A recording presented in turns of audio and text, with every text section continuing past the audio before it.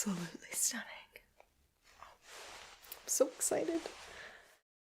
I can't get over the fact that I won you in a small auction of all things. And for the price, oh, can't be beat.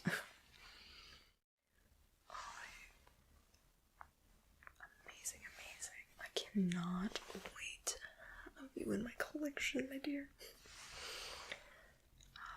You can go along. Maybe my main hall with all my other paintings. My one Monet that I have. Oh, I'm so excited.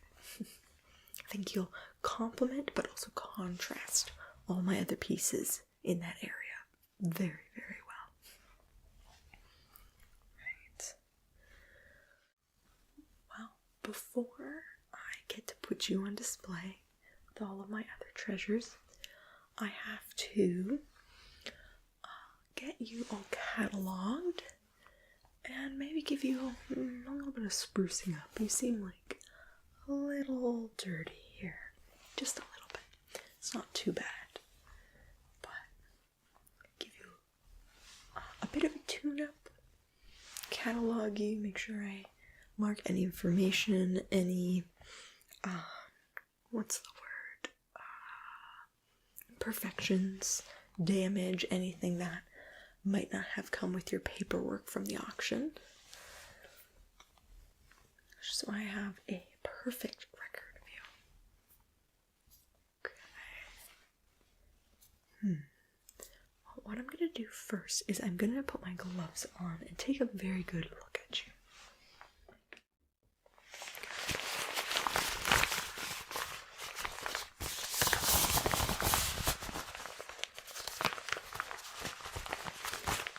Very heavy duty gloves. They might be a bit excessive, but I have worked with some materials that I've discovered had a bit of mercury, something had arsenic on it.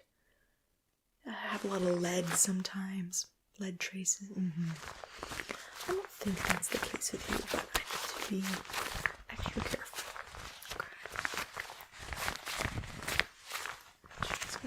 Gently inspect.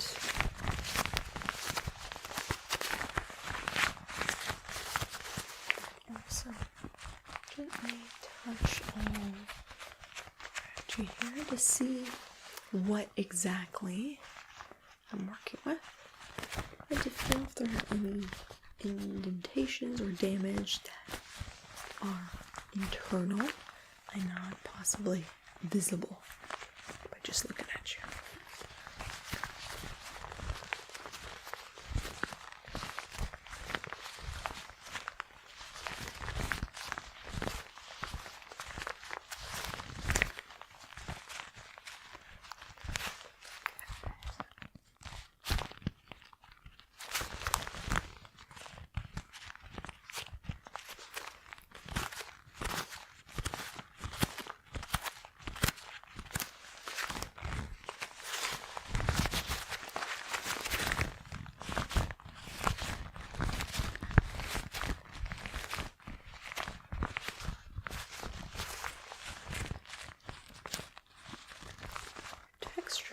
The material is very interesting. Got a little bit of give almost, which is a little uncommon with your type or piece that you want. I hope there's not any internal damage, mold, water damage, the like.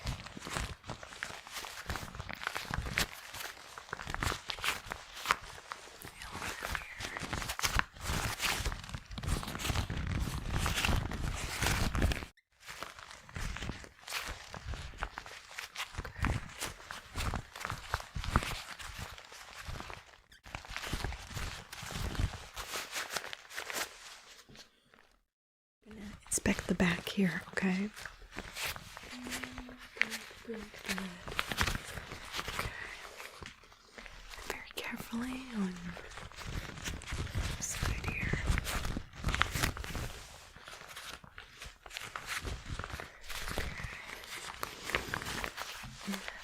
just gonna pick you up for a second, okay? Inspect underneath.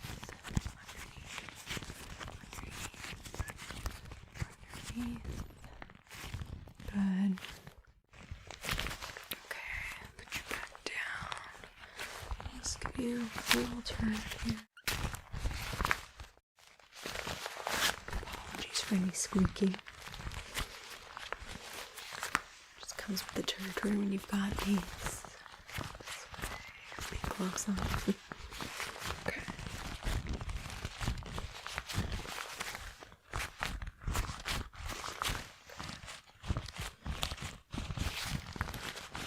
Good.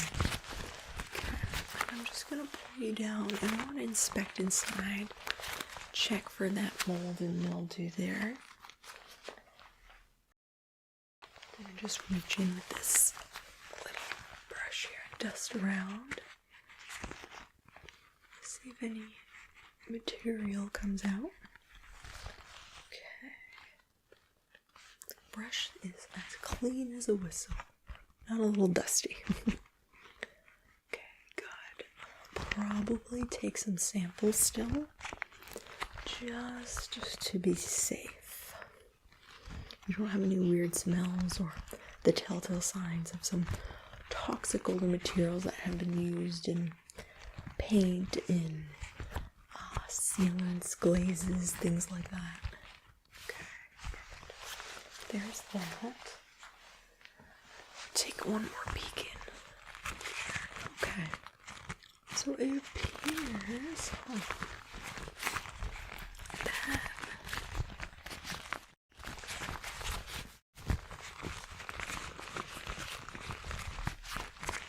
it's just due to your material and texture. I'm not seeing any water damage or anything, thankfully.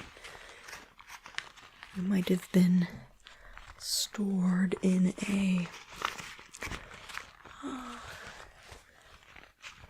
what's the word? Inconsistent climate, an attic, a basement, or something that, while not damp, could have been very dry, could have had very back and forth temperatures, you know, things that might cause you to lose a little bit of your building in your material, but that's okay. Put you back here. Doesn't seem to be anything too drastic. I'll definitely make a note of that, so that I am sure that if I notice more give in your material or anything, that I can try to restore you or bring to you to a individual who can kind of reinforce and restore your sides there. Okay.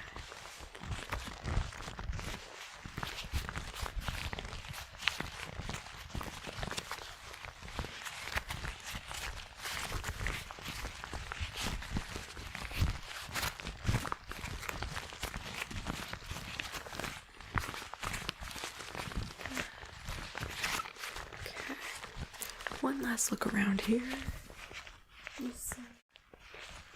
Good. And how about this side? Okay. Okay, good. Alright, well,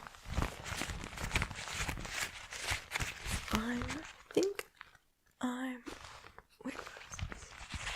Oh, it's just some dirt. Okay, never mind.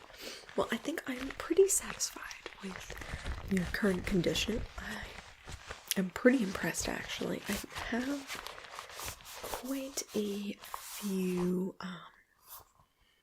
items that have come through recently that have been in not as great quality as they were stated to be, unfortunately, or were damaged in transport, etc. That's why I tend to not pick up any online items anymore. I tend to go to the location myself and pick it up. I'd rather drive, for 2 days to go get an item myself and make sure it's safely transported than have it shipped. And, yes, you know how it is. It's a mess. Okay. Anyways, we are going to move on to sketching you. I'm going to just leave it with your file so that then I just have an indication of your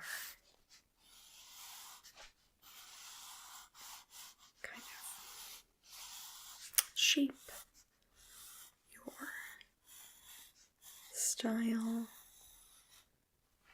And I'm going to get some measurements of you after as well to add onto that.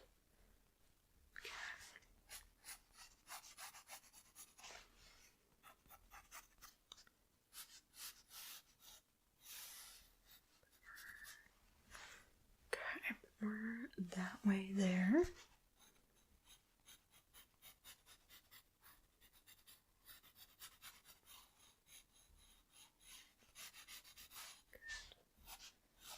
Down here. Okay.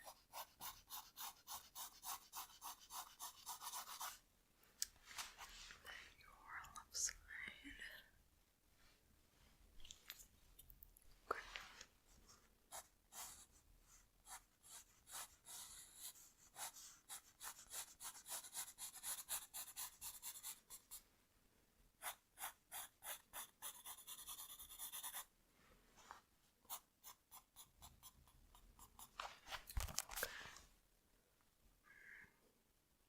Oh yes, where's that curve?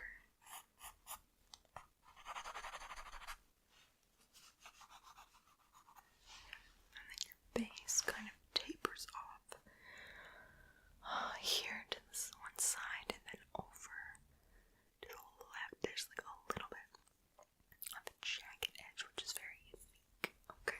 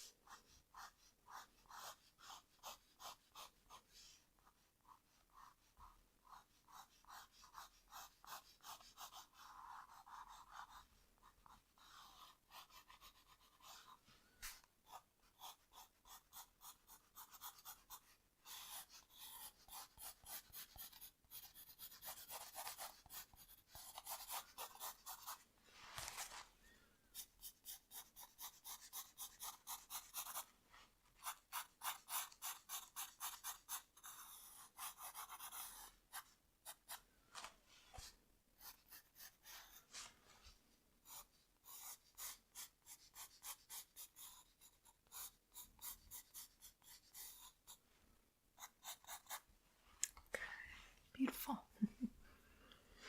A little bit more here. I get a little bit of your design on the front. I'm not gonna go crazy. I'm not an artist. I'm a collector of art history, but not a maker of it.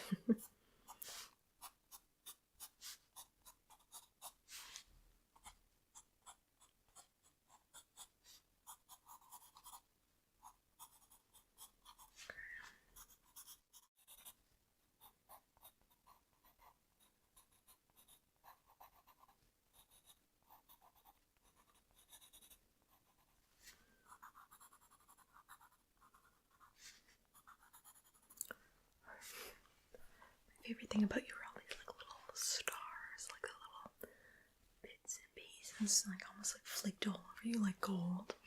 Fortunately, a lot of it is faded, which is making me think you were stored in an attic or a room with a window that got a lot of sun, but a lot of slow wear down of your bright colors, but that's okay. Okay. Well, did I miss anything?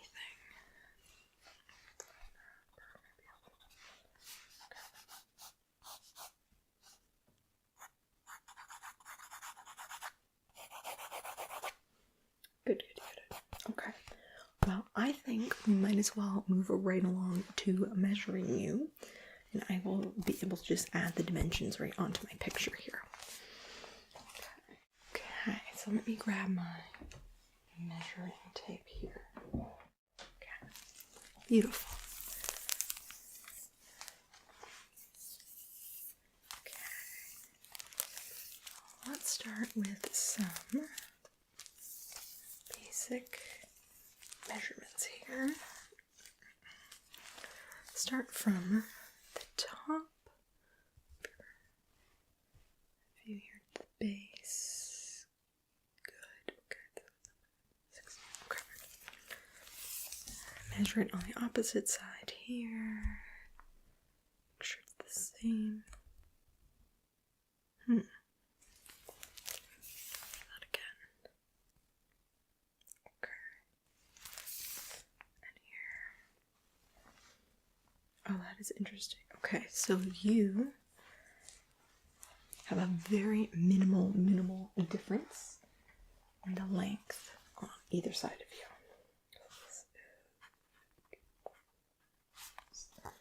This side is 15.5 inches.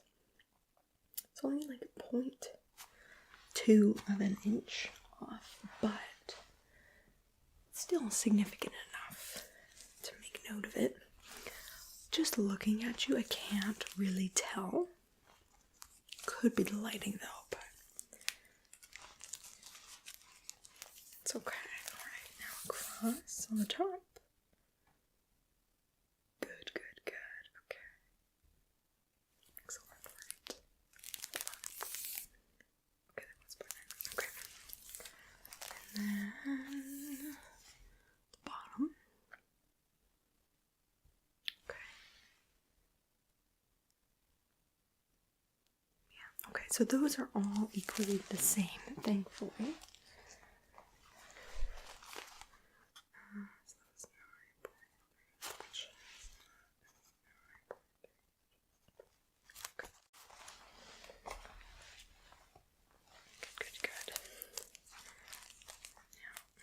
Measure from the inside. Feed that through there. Good. Into the top. Okay. Excellent. Okay. One more time to double check. Good. Okay. Bring it on side.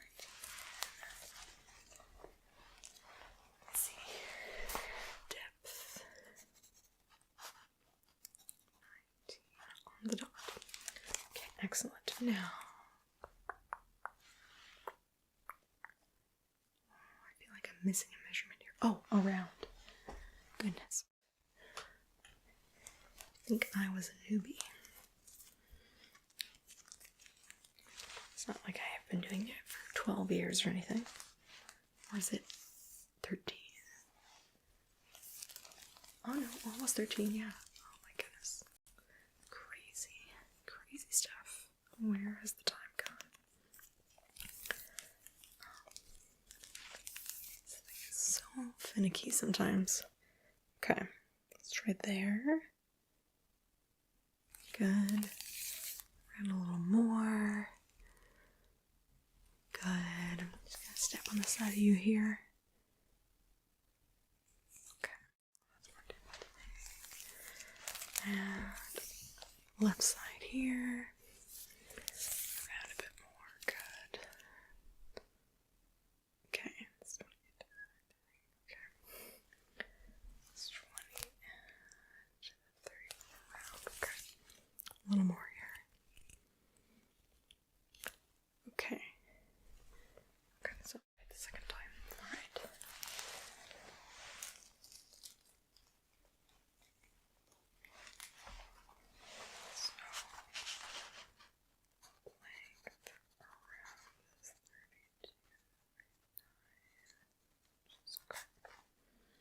Alright, I think that is it for all your measurements, my dear. I think what is left to do is I am going to take some of that testing swabs that I think I had mentioned.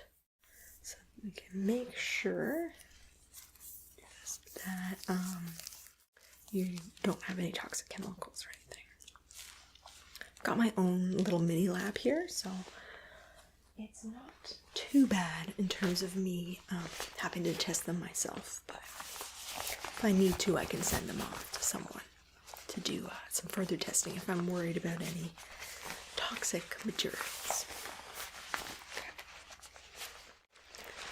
This is where I'm going to put the swabs.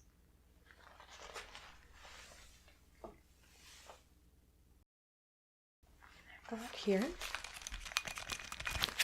all the swabs that I can use. So I'm going to take a bunch. I think I'm going to do every side, on the inside, on the bottom, just to make sure. Test for that.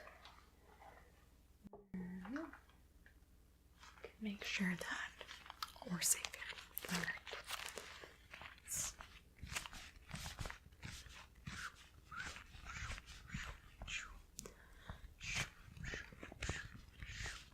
Okay.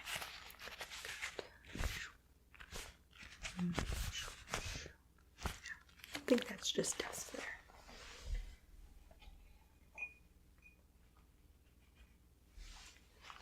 Okay. And left side.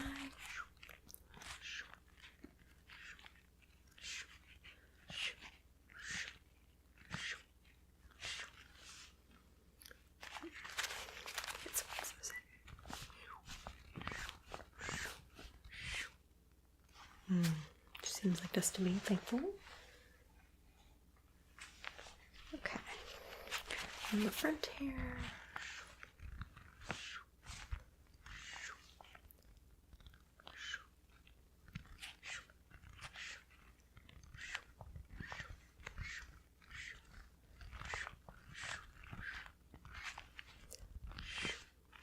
Excellent. Not even dust on there. Move around to the back for a second.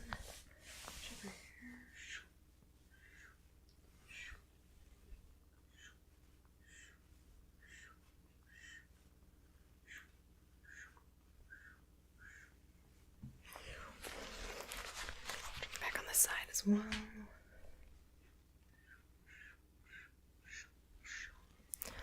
Okay. Pretty spick and span on that side too. Now, let's wipe the face here.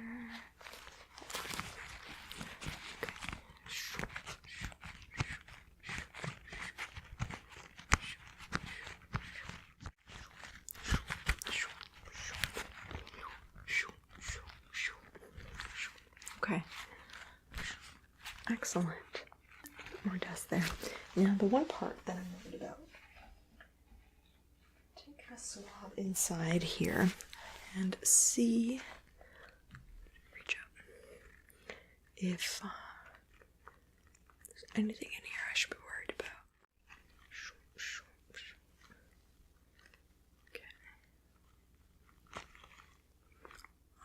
Okay. Mm-hmm. Okay, a little more around here. Now, look at that. The swab is coming back pink. Which could mean a variety of things. It could also mean that you just were holding even just flowers and water or some type of material inside of the center of your vase there. It could, you know, just be that. It could be a toxic chemical. Doesn't smell like anything. I don't know. Maybe I shouldn't have said that, but whatever. We're going to add this in, and I'm going to go right away and test this after I'm done here with you. Just to be on the safe side. Seal that up there. Good. Alright. And it's time to carefully remove these.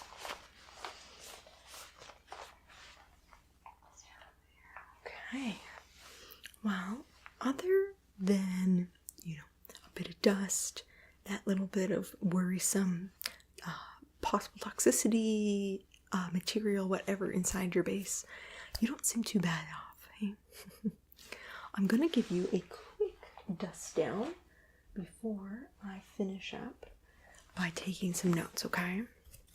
Okay, I've got this brush here. I'm going to start at the back, alright?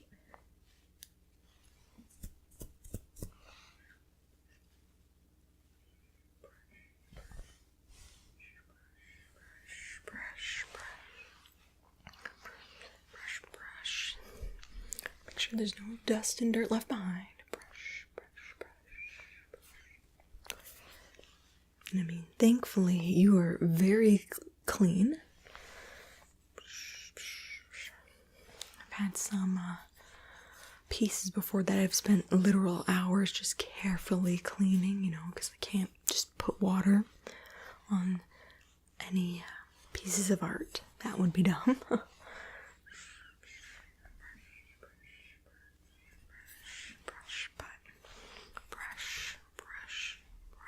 Okay. Not too bad. Brush. Got a bit more hair. Brush. Just the sides.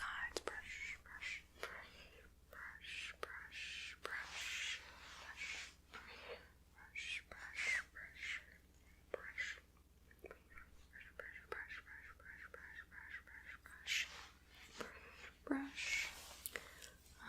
I'm not going to dust on the inside because I don't want to contaminate this duster here just in case. But brush. I'll go back in to give you an extra cleanup later. brush. What is going on? Brush. Okay. And brush. Okay. A little bit more there. Brush.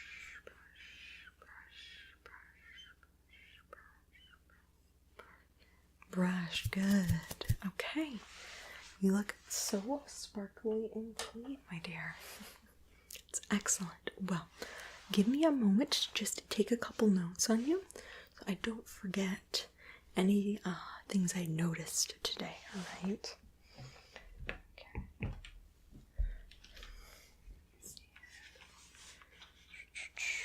So we'll start with the main thing.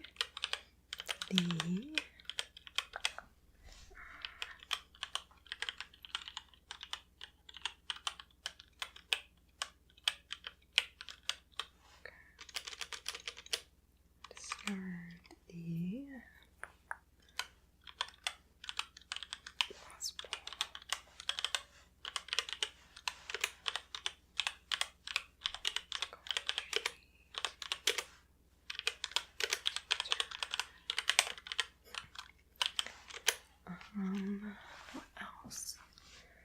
Very clean.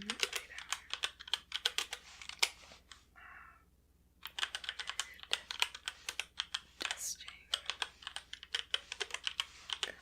Cleaning. How many steps did I take? 1, 2, 3, 4. 1, 2, 3, 4, 5, 6. Okay. That makes sense. 6 swabs taken.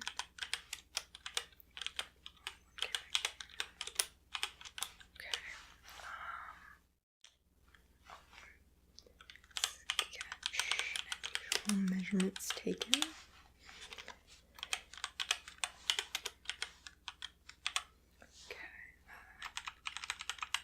Okay, skip that. It doesn't apply to you.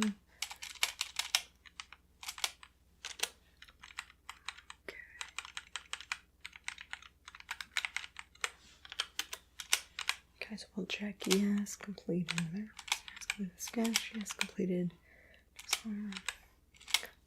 Toxicology to be determined. Okay. Location. This side, in the main hall, Monet. Okay. I think that is it for now.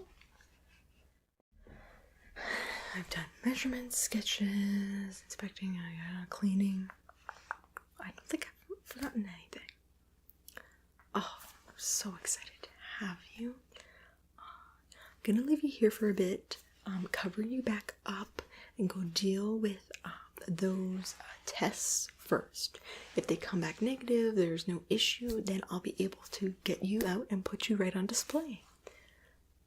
Oh, I'm so excited. it. Here's another wonderful piece. Alright, well, let me cover you up and I will come back to you later. Okay. You're going to be in the dark for a bit, but I promise it won't be for long. Alright. Can't wait to put you on display, dear. I will see you in a bit. Bye now.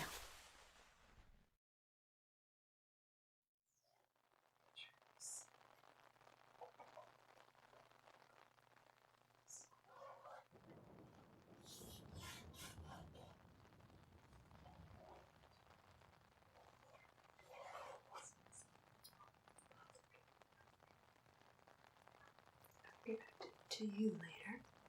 Oh. Why are you? Let me see your tag. Oh, you must be the main centerpiece of this artist's work. Wow. Stunning. Definitely a little bit different than their second focal piece and the other pieces they have in their gallery, but very, very beautiful nonetheless. Oh, you just look lovely. Oh, I'm gonna have to spend a lot of time with you. Let me see here. Oh, I've got some more time. Yeah. Let me take a few extra minutes to take some notes on you, judge you, assess you. Well, I, if you didn't know, am one of the critics for this art show. It's going to be going around and I write pieces on each artist's gallery, what they've put up, what their secondary pieces, particularly like you, what their main piece is all about. You know, I write about themes, cohesiveness, their style, their passion. So, I am going to take my first initial notes on you. So, gallery piece.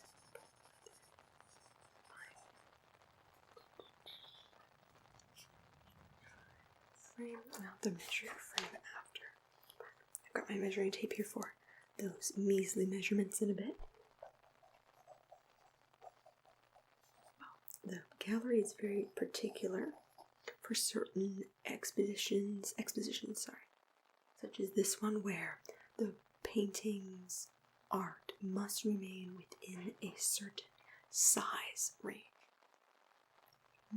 And as well, I like to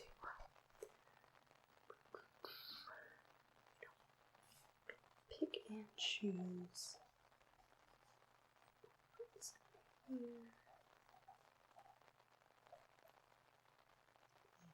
all that helps me determine as well if I want to maybe measure some of the shapes, things that the artist has going on, so I can speak on it in my articles with a more precise method. I always believe that you can never take too many notes, only not enough. I just don't want to get to my article writing after today and, miss out on some details, be looking for some more information, and end up having to come all the way back over here across town. So,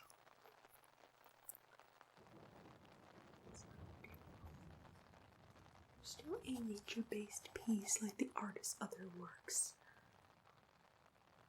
We do have like 2 or 3 nature pieces there surrounded by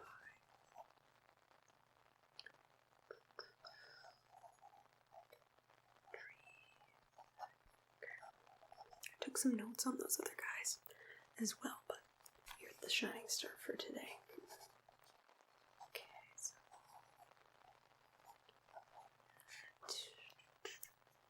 if you don't mind me here, I'm just going to be doing lots of inspecting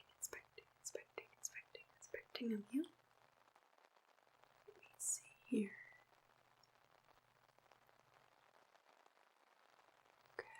so it's pretty standard. Nature. Artists definitely use different strokes here in particular. Oh, and here as well that are not used on the other paintings. A little bit on that dirty scene, but you're a summer scene, so very interesting that they carried painting techniques over from other paintings. When did they say the artist? Okay, so you're about a year old painting, as I can see here. You're old, 23. Yeah, early 23, so just a year old now. Okay, very interesting. So you're definitely still the newest of all the paintings, well, at least in this artist's particular gallery. Okay.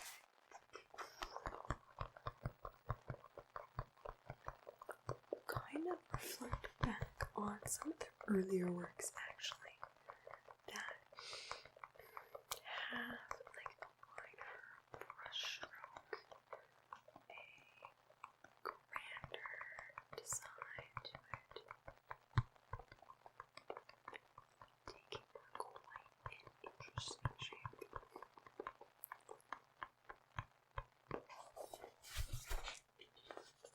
Brush strokes are long but intentional, taking on a whimsy. That's a good word. Whimsy that is melted into white. Because the strokes do happen here and there. They're kind of intertwined in almost like an infinity, meeting in this middle of the forest, where the light is the brightest shining on the particular tunnel that extends and seems to go out and lead to the light and into, I think it's a field of flowers. Oh, beautiful. Infinity 8. Guiding of the eyes. The eyes. Leading.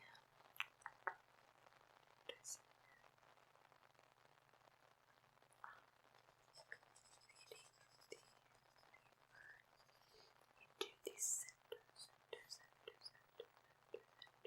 piece. Center of the piece. Center of the piece.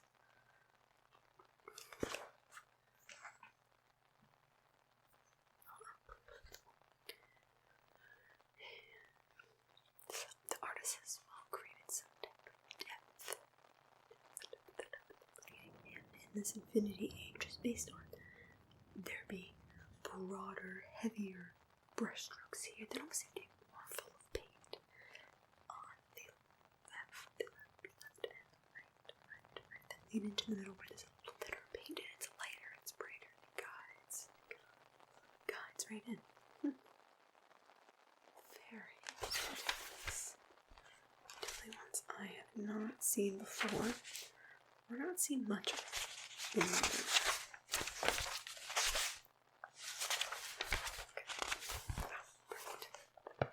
Okay, so brushstrokes on a life of their own. Brushstrokes take a life of their own in this space. Oh, don't mind me, I'm talking to myself here, my dear. You just sit back and relax. I like to sometimes, if I'm heavily inspired, write out some of the full sentences and tidbits here and there that I would definitely consider putting into my articles. And then sometimes I swap between that and just very basic notes that I'm gonna sit and think about more.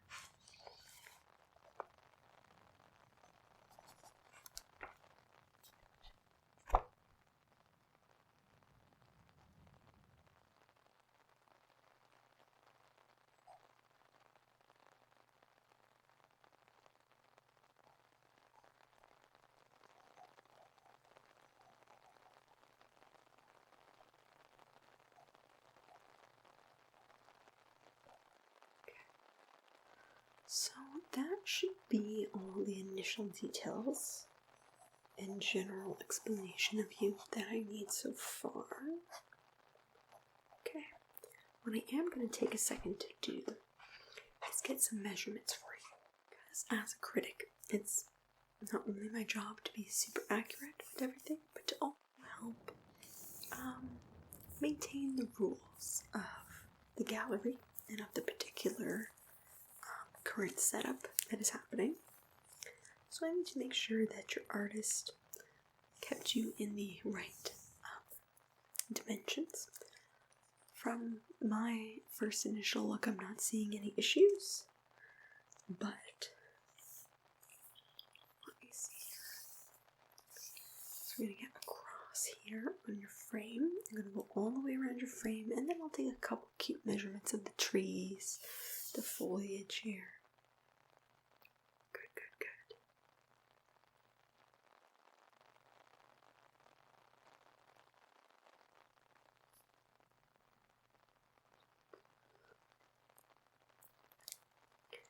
Is the depth right?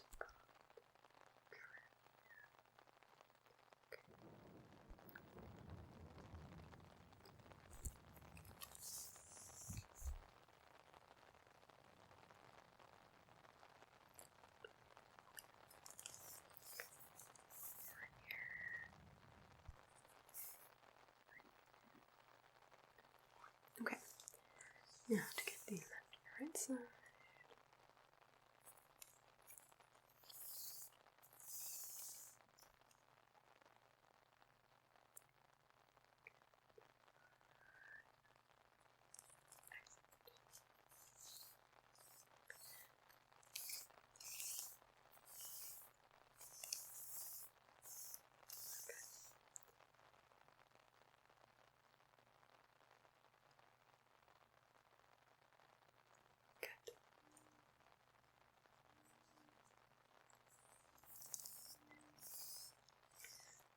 And let me get the depth of both these as well.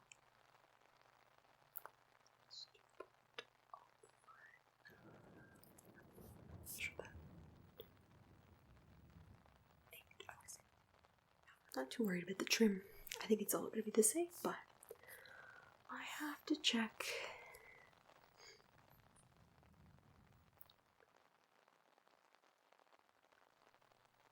Sorry about that if I'm bumpy or anything.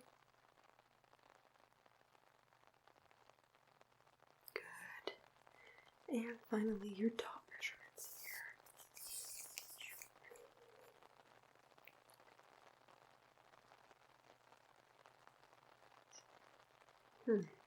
Interesting. Let me take that again, actually. Huh. So you're actually a fraction of an inch longer on your top frame than your bottom frame. Take that actually one more time to confirm.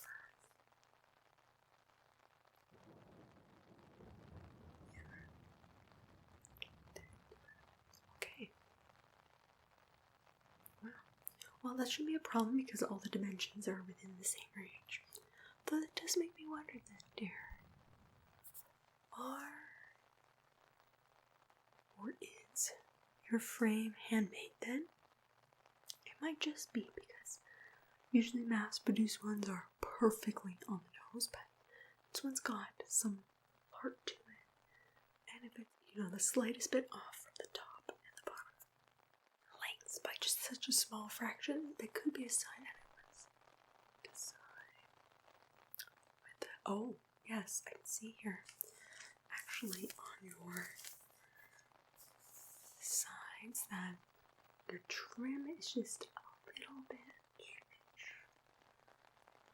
cut in a certain way that looks like a handsaw. Okay, well, that's lovely. I'm gonna have to make a note of that and talk and see if the artist actually handmade their own frames or just at least for you made one. Which is great for customization, design, but makes the artist more interesting in my eyes. It makes you more interesting in my eyes. Okay, well, moving on from the frame, I'm going to take a couple measurements of the main trees at the foreground here.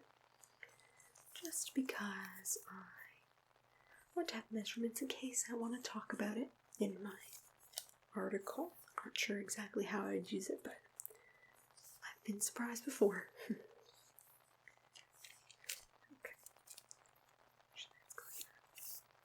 Okay, so we'll do the background ones because those are so minuscule. Okay. There. Good.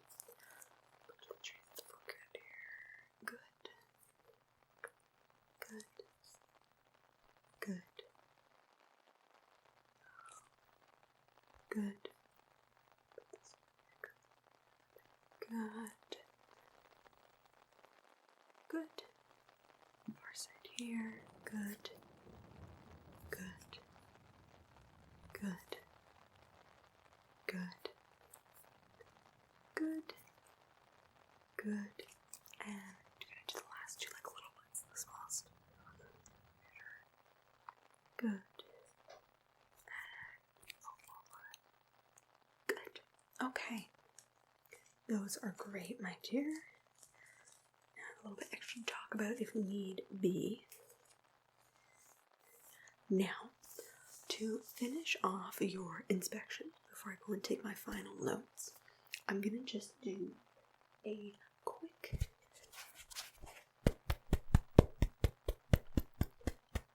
inspection clean of you, okay? Using this sponge here. Oh, well, to maintain the standards of the gallery, to make sure that you are well cared for, and that the artists you know make sure you're not dusty, they clean you up, make sure your paint is touched up or re-oiled if it needs to be before being brought in. We just kind of have the standard of respecting the art. So if we want to respect the artists, we need to make sure that they respect their own art. If that makes any sense. Good. Just give me 2 seconds here if you don't mind me.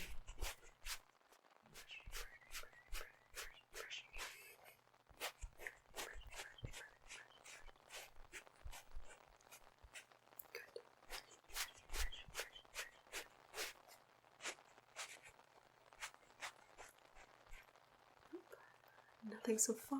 Excellent.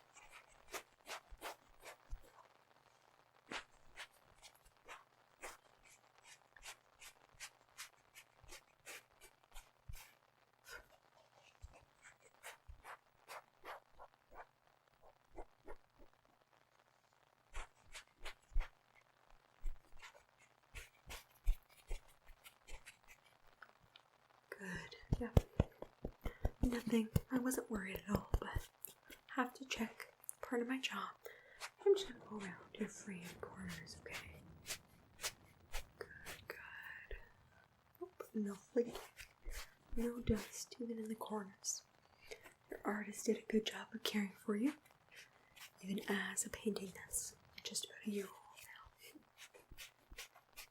Okay, and along the top. Good. Okay. Couple more here. And I think we're done. Good. Final check. Nope. You're all clear and good to go. Well, I'm going to take my last couple notes, dear, about the measurements, the cleaning. Just making sure I have this all written down so I remember. Then I will leave you be to have a break before you get put on display tomorrow and you have all these hundreds of people coming through here. I'm sure you'll be a popular one. Okay, so what do I say? That's good.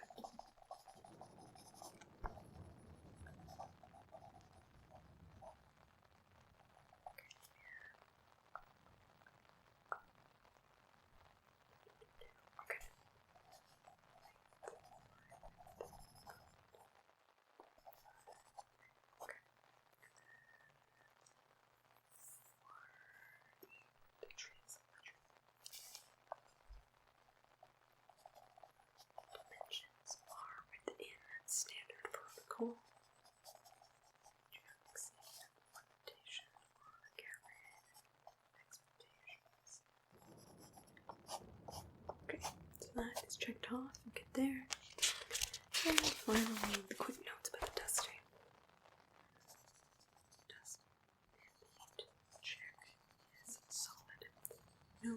galleries there, ready for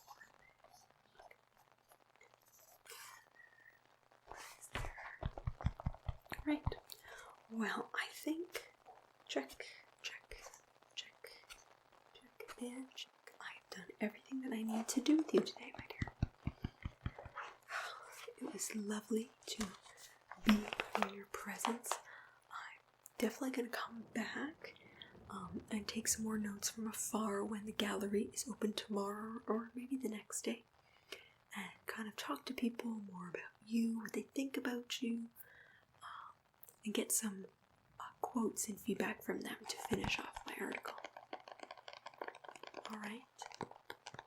Well, it was lovely to meet with you and work with you, and I'll be seeing you around soon. Alright, my dear. Take care. Bye now.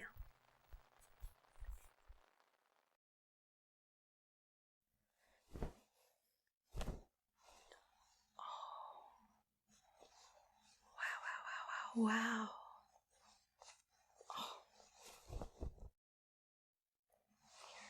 More beautiful in person than I could have ever imagined. Let me step back and get a good look at you. Oh my goodness. Stunning. You're in such excellent shape as well. I'm so happy the professor let me be the one to take care of you. Oh, it's so great. Okay. Well, my dear, I'm going to get some gloves on so I can properly touch and examine you. On first analysis from the team who's bringing it over, I think were saying that you're in quite good condition. They didn't notice any damage to you, but they don't do as thorough inspections as we do here, so it probably will be best to do a thorough and proper check for any page wear and tear, damages, things like that. Okay. Alright, I got my gloves here. Very gently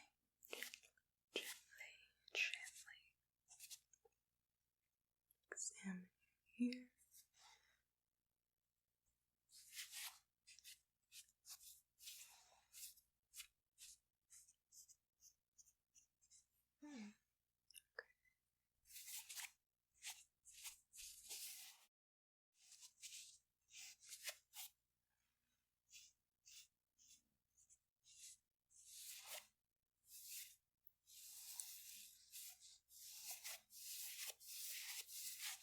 Looking at your right side.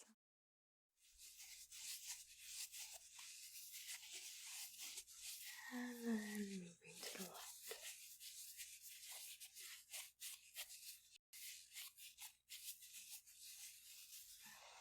Okay. The top.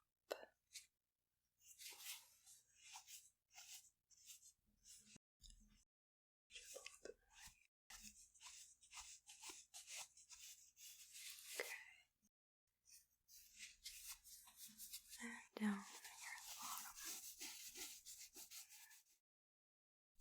Okay. And finally, the middle.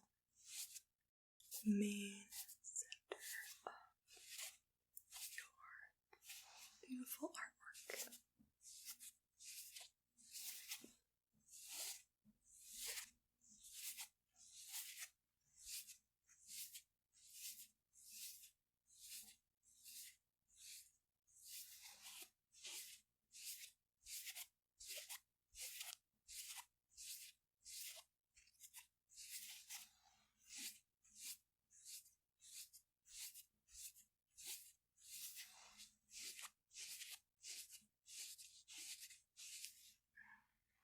Okay, so from what I can tell, there's no major tears, rips in the canvas. You don't have any big paint bubbles, any protrusions or marks that don't seem to be, at least, from the original work. That is excellent. Love to see it. Now,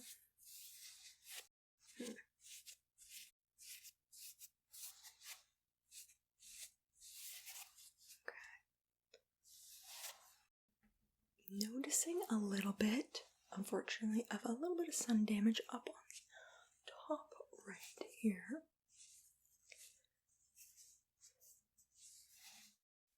It's nothing too major.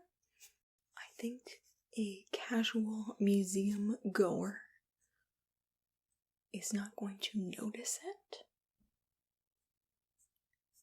Someone with more of a trained eye like myself, or maybe some more intense art fanatics may notice it, but it doesn't take away from your beauty.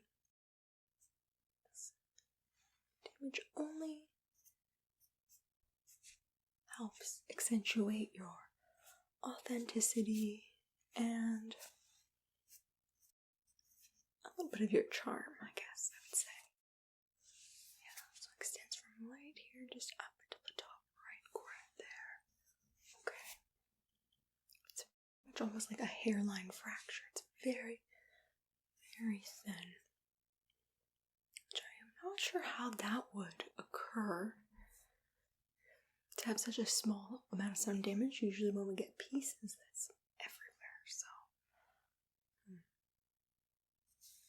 Maybe you were stored in a location, in a closet or something, and a thin line of sun would go through the crack of a door, or a window, something, and so it would only shine the sun right there. That's the only thing I can think of would be the reason why it would be right there.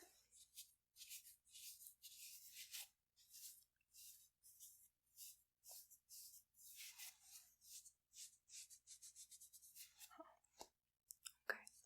But thankfully there doesn't seem to be sun damage anywhere else.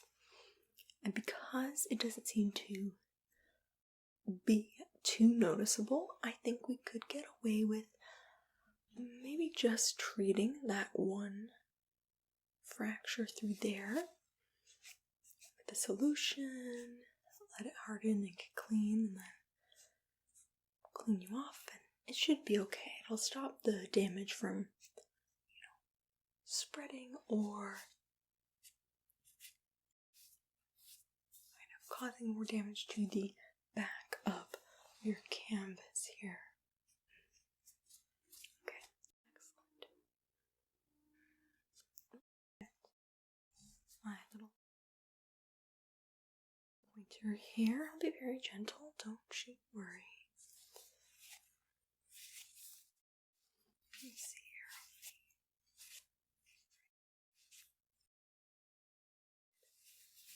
Okay. Up the top. Left. Bottom left.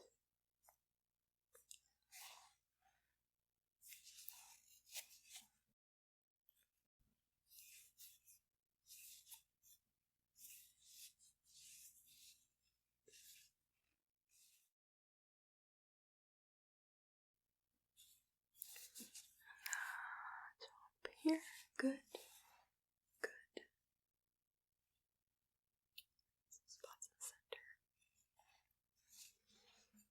Double checking that these little spots and bubbles that I'm poking here are original parts of the work and are not any maybe post painting resin layers or anything that cause bubbles. So we may have to pop and shave those down.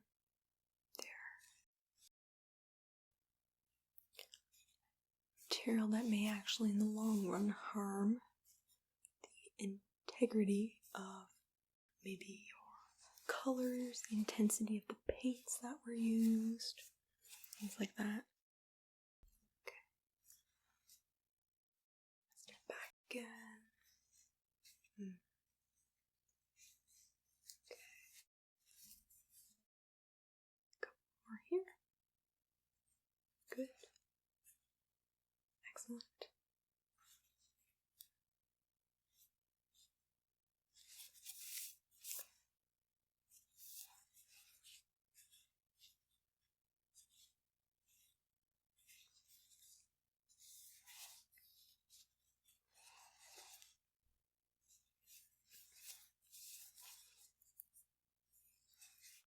Just can't get over how magnificent you are. Some museums collect all these magnificent pieces that are these huge, elaborate, floor-to-ceiling arts pieces or collections of pieces. But you are like many of the artworks we have in our little museum here that are small but mighty. You don't need to be a massive painting to shine through.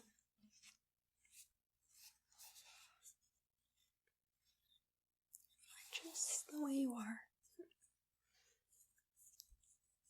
Okay. Over here.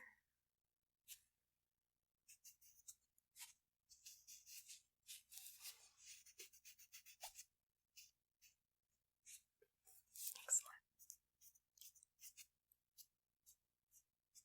Great. So,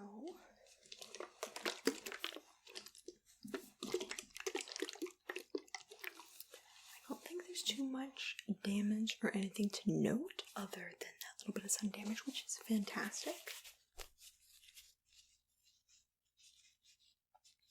But, my dear, I want to give you a good clean to ensure that there's no damage that I missed or bits of paint or things as well that might start to flake that may show that you may be more susceptible to flaking, certain environments, things like that. Something that may be of more worry to us.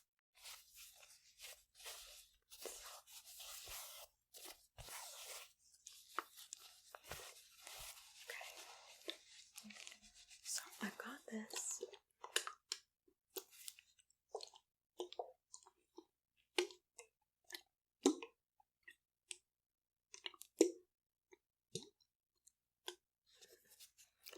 Solution here that is specially designed for cleaning artworks and other artifacts that we'd be worried about water or other certain chemicals ruining.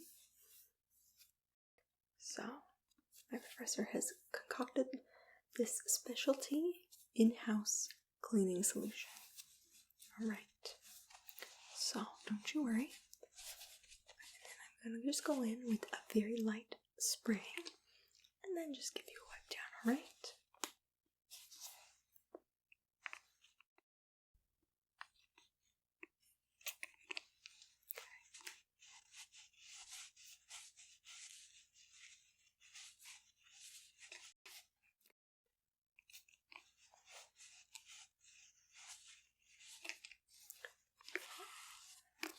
There's a little bit of dust coming off, but no paint or anything so far.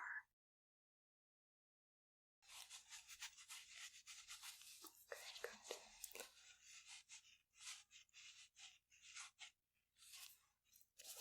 And now, center. Excellent.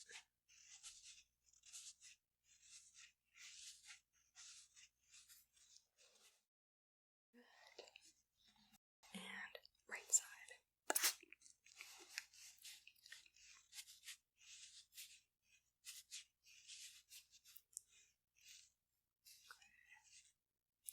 That was a little bit of flaking, but it's not. It's just more dirt.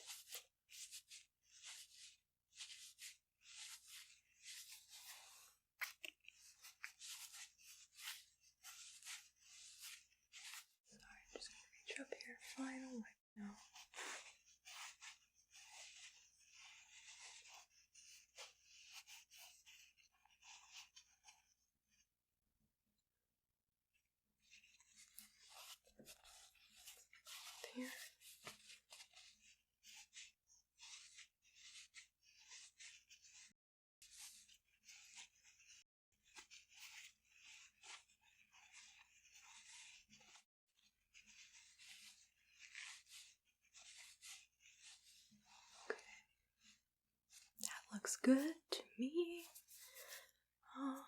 Anywhere else?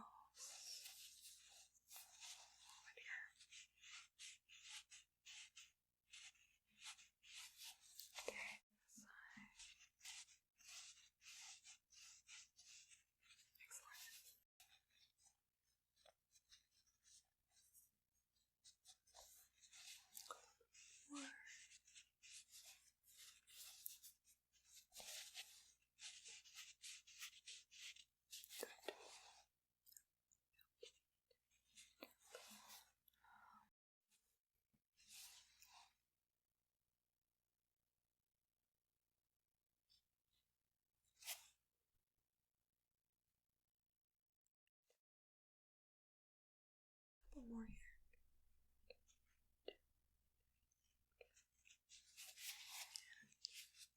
Okay. That should be all done there, my dear. Well, I'm going to make a couple notes here just to record the damage that's there, as well as note some certain things. Like, I've noticed you don't have a frame, which is kind of surprising actually for the era that you're from.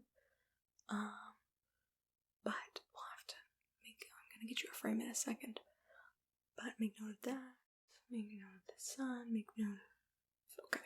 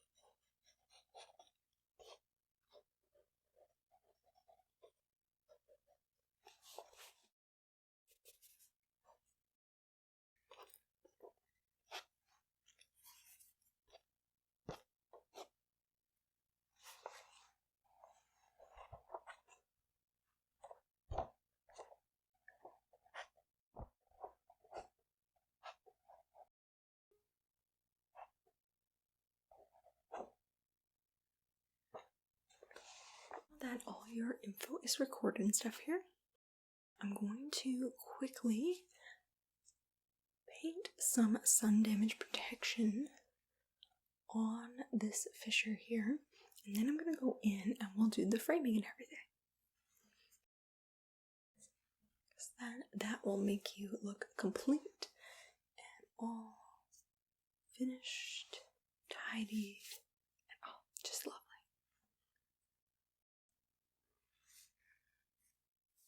Okay, got my brush. Where is my mine?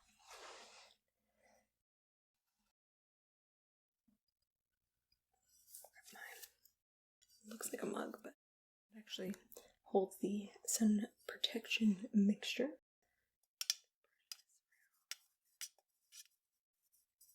Okay, it's like a glue. And then once it dries, it will stop any damage from spreading, like I said.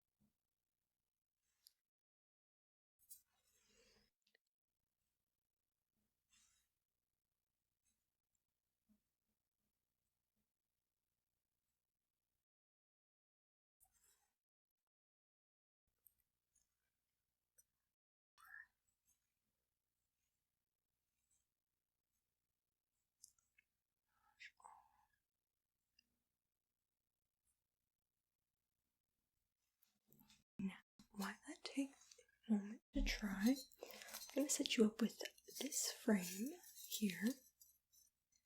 I think would be fantastic for you. I think it'll very much accentuate your look.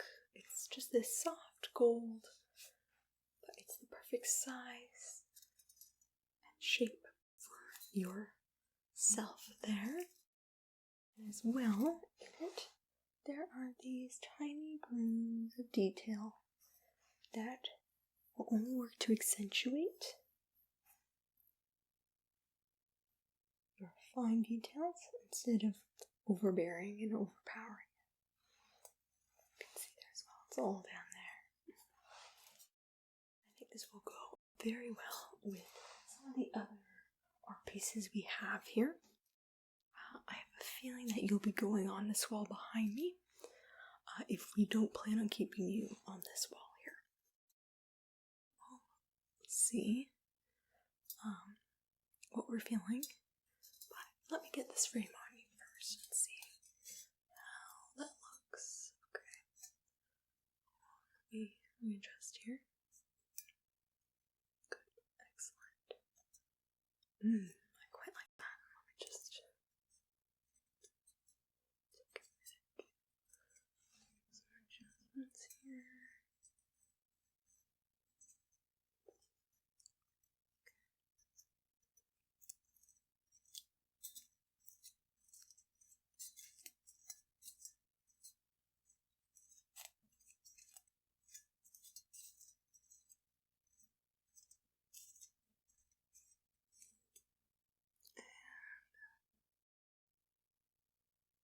Final placement.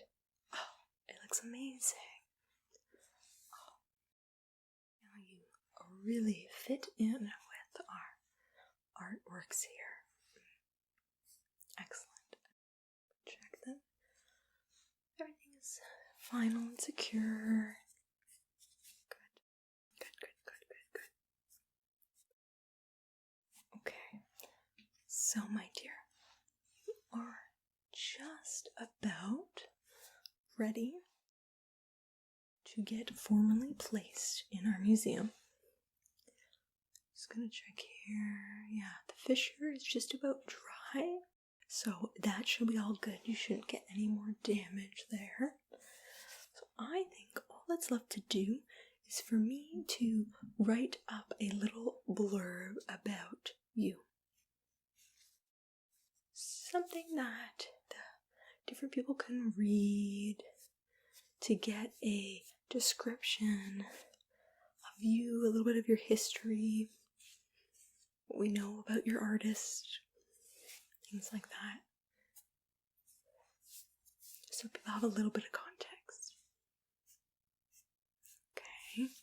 do believe I have somewhere.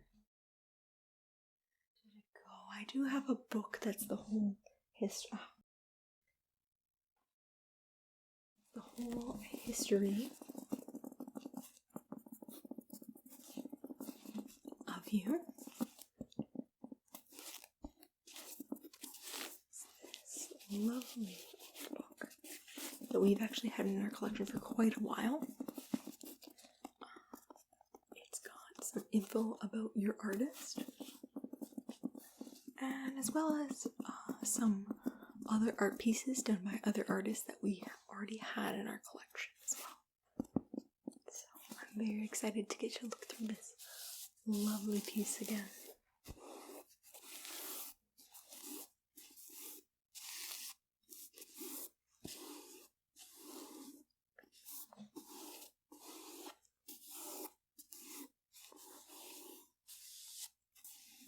Right. Let me here.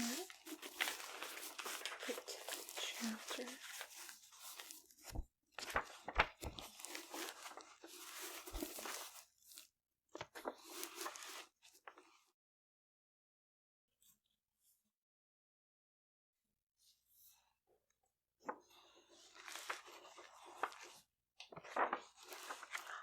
Chapter 3. This is where it's got all the info about you. Just in terms of dates, historical things I need to know. Give me a moment here.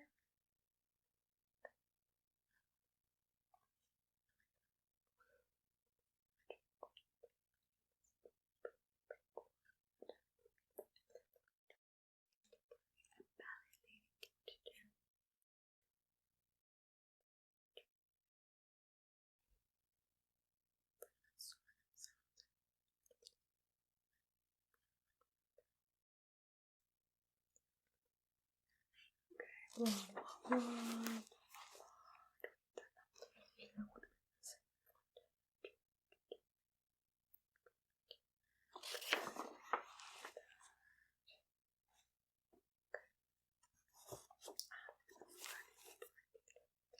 Okay, so April 19th, 1831. Good.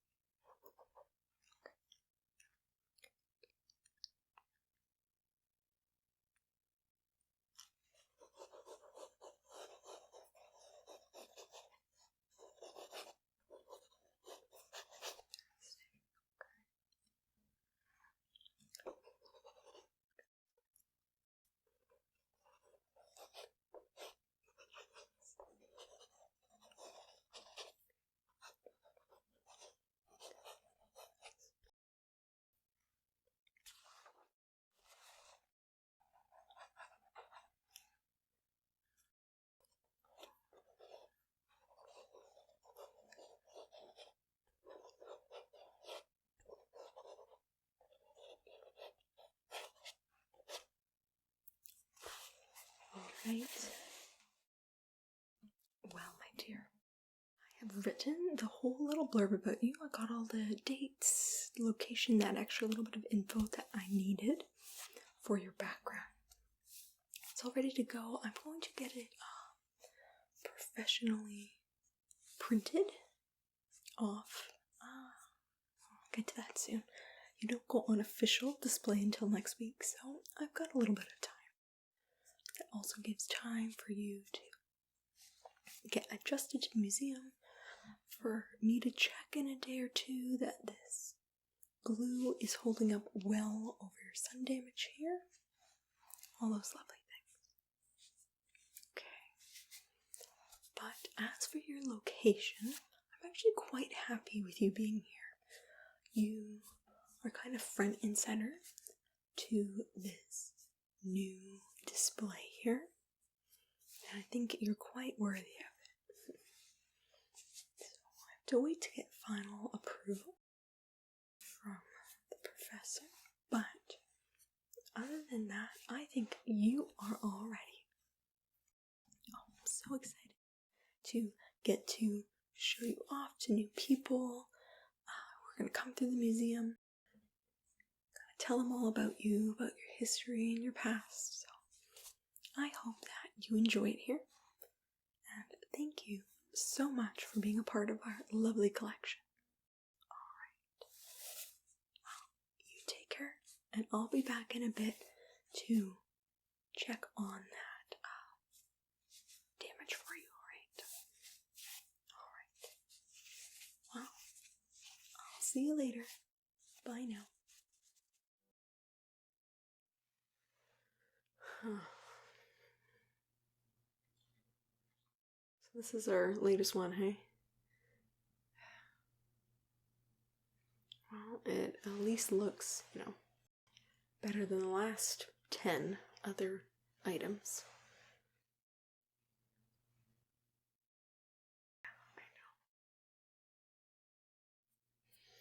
Yeah, everyone gets their fair shot, but it's frustrating on our end when we are assessing so many different quote-unquote antique, and they turn out to be, not the real deal. Because everyone wants to make money, huh? Well, at least this one does look promising. It looks at least well taken care of. It's gonna need some cleaning before I assess it. How much time do I have with this one? I might get a little bit more. Can you give me 10 extra minutes? Great, thank you, I appreciate it. Yeah, if you could just leave any extra cleaning and all that supplies there on the table for me. Thank you. Yeah, I'm hoping this one is finally gonna be an actual piece, but I can't be sure until we do a proper assessment of it. Yeah, I hope so too. We'll see. Yeah, you go. I'll give you a shout if I need you. Excellent, thank you. Well, we're going to see if you're worth what your owners say you are. You seem, upon first glance, to be well cared for, a little dusty. You sat maybe in a storage closet for a while. But, that's a good sign. You got a lot of items that come in here and they're brand new. I can tell right away that they're not as old as people think they are, or they've super cleaned them, thinking that will help with getting a higher offering of cost, but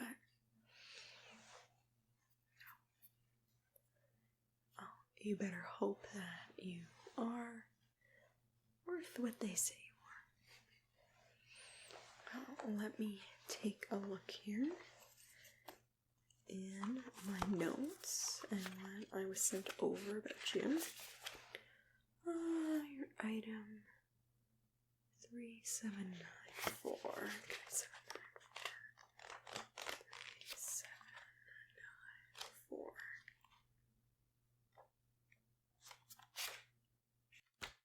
Here we go. Okay. And then there is Catherine Bates. Claims that you are 103 years old. That's questionable, but we will see. She might be at least a little close. You look. It could be maybe 70, 80 years old. But, see there. So upon first inspection, initial object is slightly dusty, needs cleaning,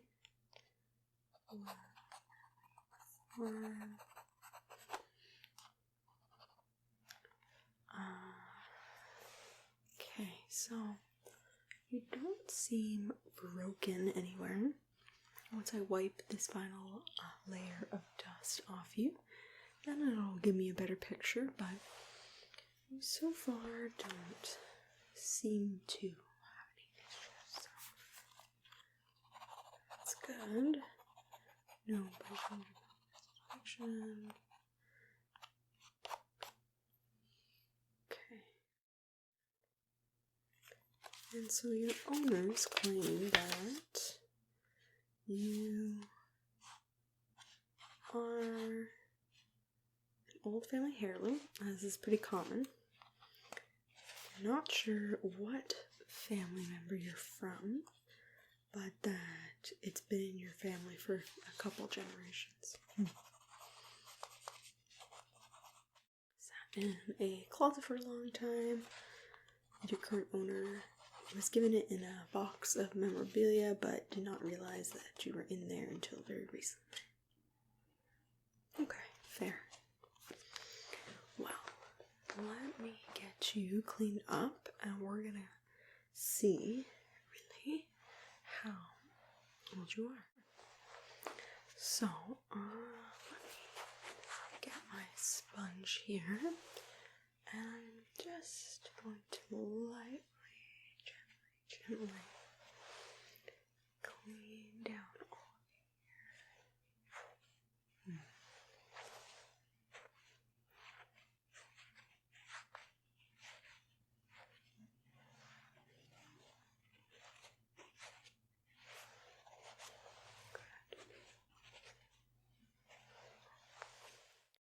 Thankfully, whatever location you were stored in for a long time definitely was a very dry climate, which is great. Means you're easier to clean and still look in great condition under all this dust. Had some recent objects where the owners didn't keep it in a dry place, and so while the item itself would have been worth actually more, it was in such bad condition that it was not going to be sellable and would cost more to repair it than to sell it at that point. So, these people just never know. They get so particular about, they think they know everything, they think they can get, $100, $500, $800, $5,000 for something. But really they've A, not cared for the item, and B, they actually don't know what they're talking about, and it is a replica, a knockoff item, an item that came out decades after that type of item was popular, and so it's really not that old or worth as much. Down here.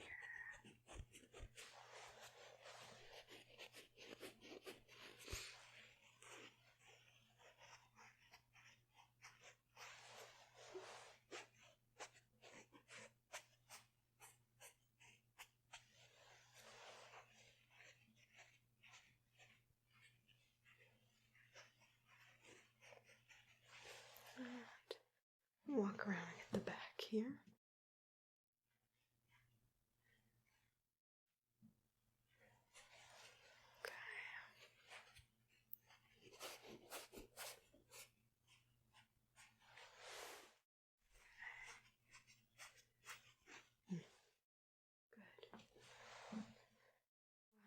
Seem quite clean. I think, need to go in now and remove a couple like little hairs and things that are still sticking to you a bit.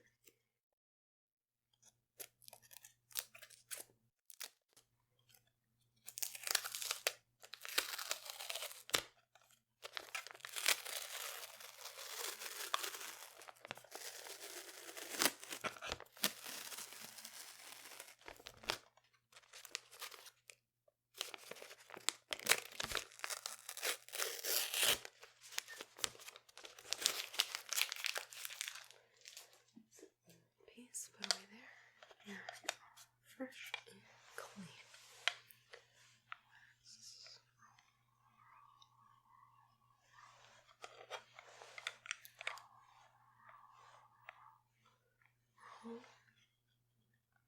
Okay, oh, up there. Just a bit. Good.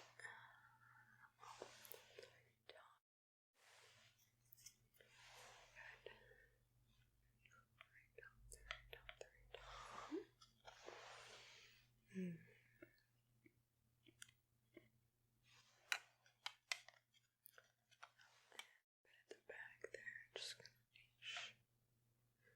Good. Okay.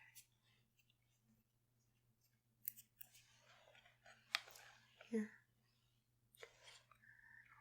There. There. There.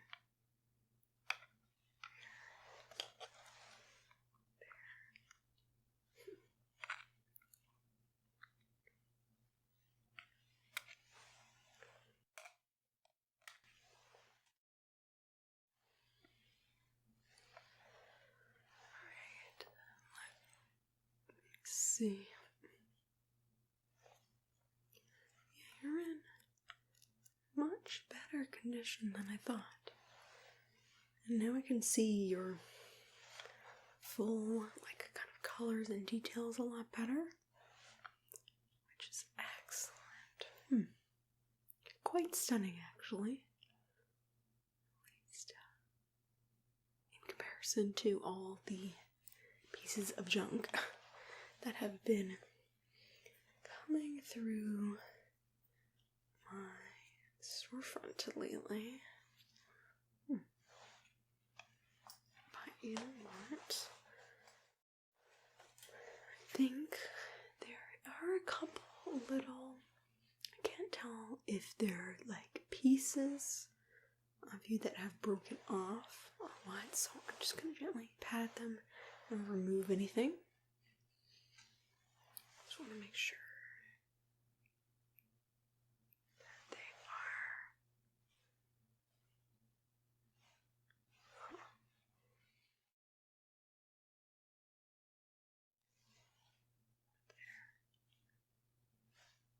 make sure there's no food remnants, or if you're in a closet, maybe like something else that was stored in the closet might have made a mess.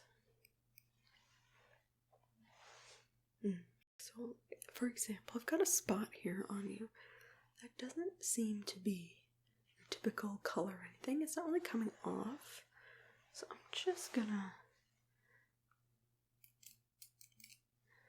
mix it in this tiny solution here. That's very, very gentle. Don't Alright. Dab it, dab it, dab it, dab it, dab it, dab it, dab it. There. One more. Leave it for a second. It should peel that little bit of, I don't know if it's paint or something else might have broken down in the box that you were in. And then I can just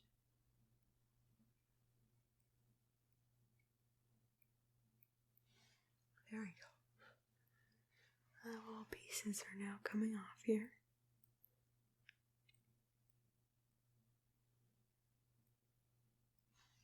Okay.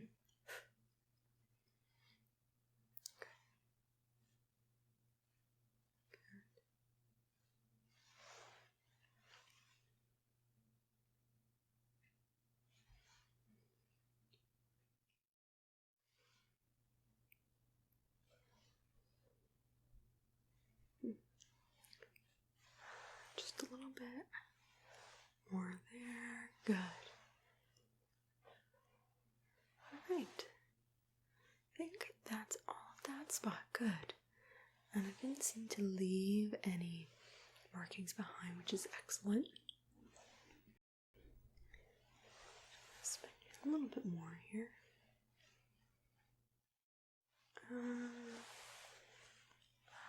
back seems fine, but you do seem like you've got one other marking here on your right a bit, so I'm just gonna re-dab the solution here. Good, good, good, good, good. A little bit more. Good, good, good. All right. That's it for a minute.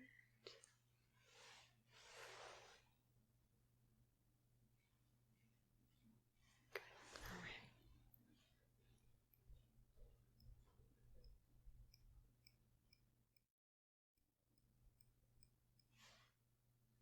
Okay.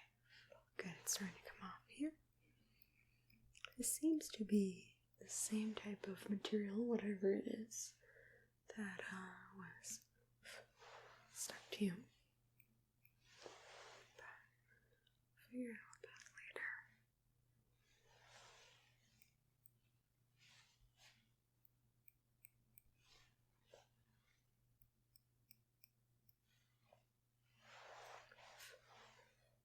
A little bit more, a little bit more, a little bit more.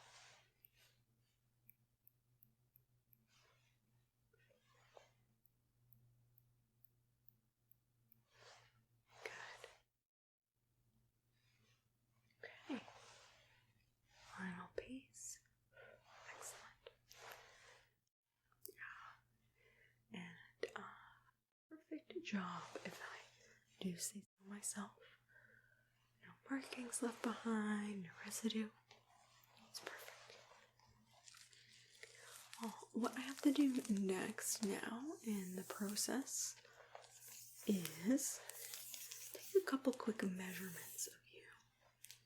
Need to make sure I have the proper recording of everything so that if I do go ahead and do a full, final assessment of you, just in the documentation you need to have your measurements. Goodness, there's quite a storm going on outside. Alright, so let's get your width here.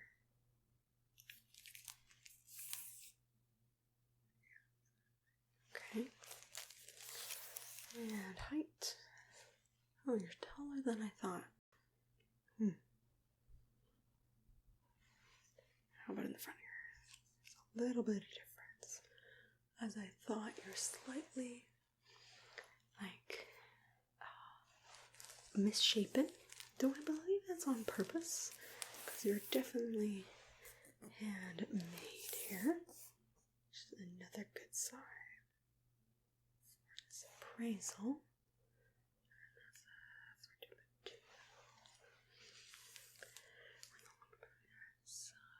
Okay. Let's get your dimensions from your left side to the right side here. Okay.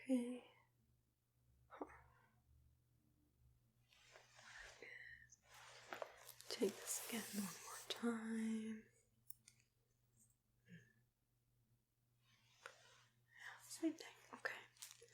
If you don't mind me, I'm gonna go a couple of the back measurements on you. So this back end is a little bit slightly higher because of that shapiness.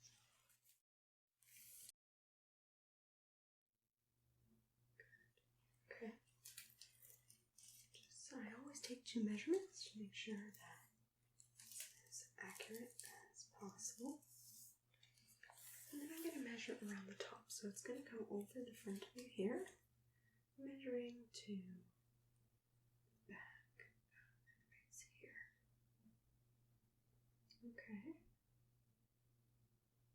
That's fine.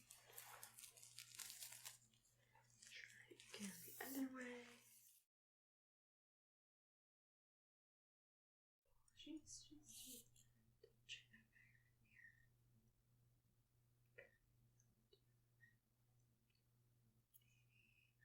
Okay. Measure around this side now. Side to side. Your right side. Okay. Now, moving on your other side here. To the front. And that is equal at 22.039. Okay. Right. Fun measurements are over. Getting now quite a good sense. The more I look at you, the more I get info on you, clean you up, and taking your measurements. I have a good idea about your age and what era you might be from, as well as your creator. I feel like I have a couple different items made by the same person in my shop at the moment. But before I go and give your owners a full appraisal of you, I do need to do a final set of questions and info here, as well as I do need to draw a sketch of you. You have already been photographed by my assistant, and photos have been sent by your owners as well. But just need to do this on my own accord. I'm a little bit stingy, if you haven't noticed, about how I do things here. It's old and by the books. Alright, so your measurements were right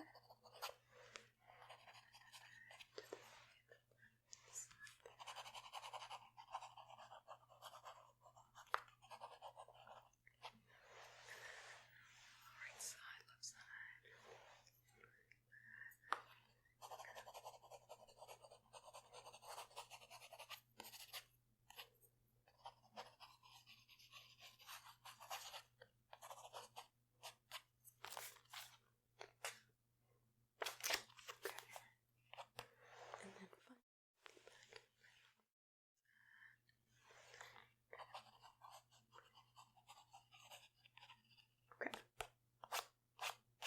Excellent. Is your measurements taken? Let me go. I'm gonna put your sketch here.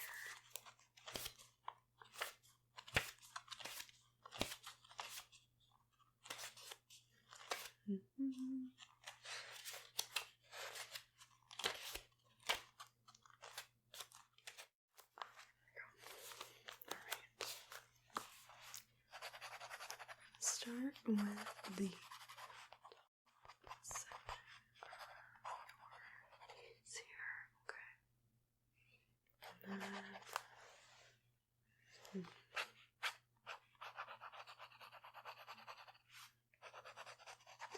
then good.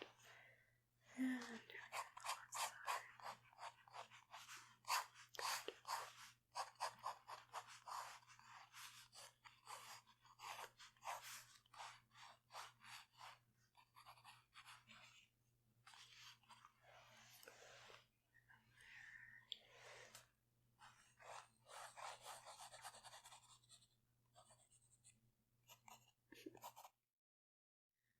gotta say, dear, you've been growing on me just a little bit.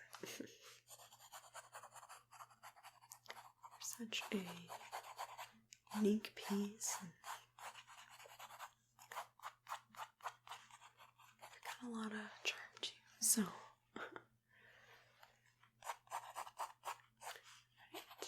right back there.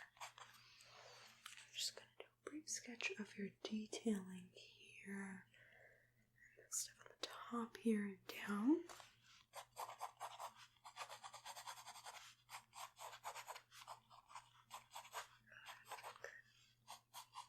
It's gonna be around like this. Excellent. And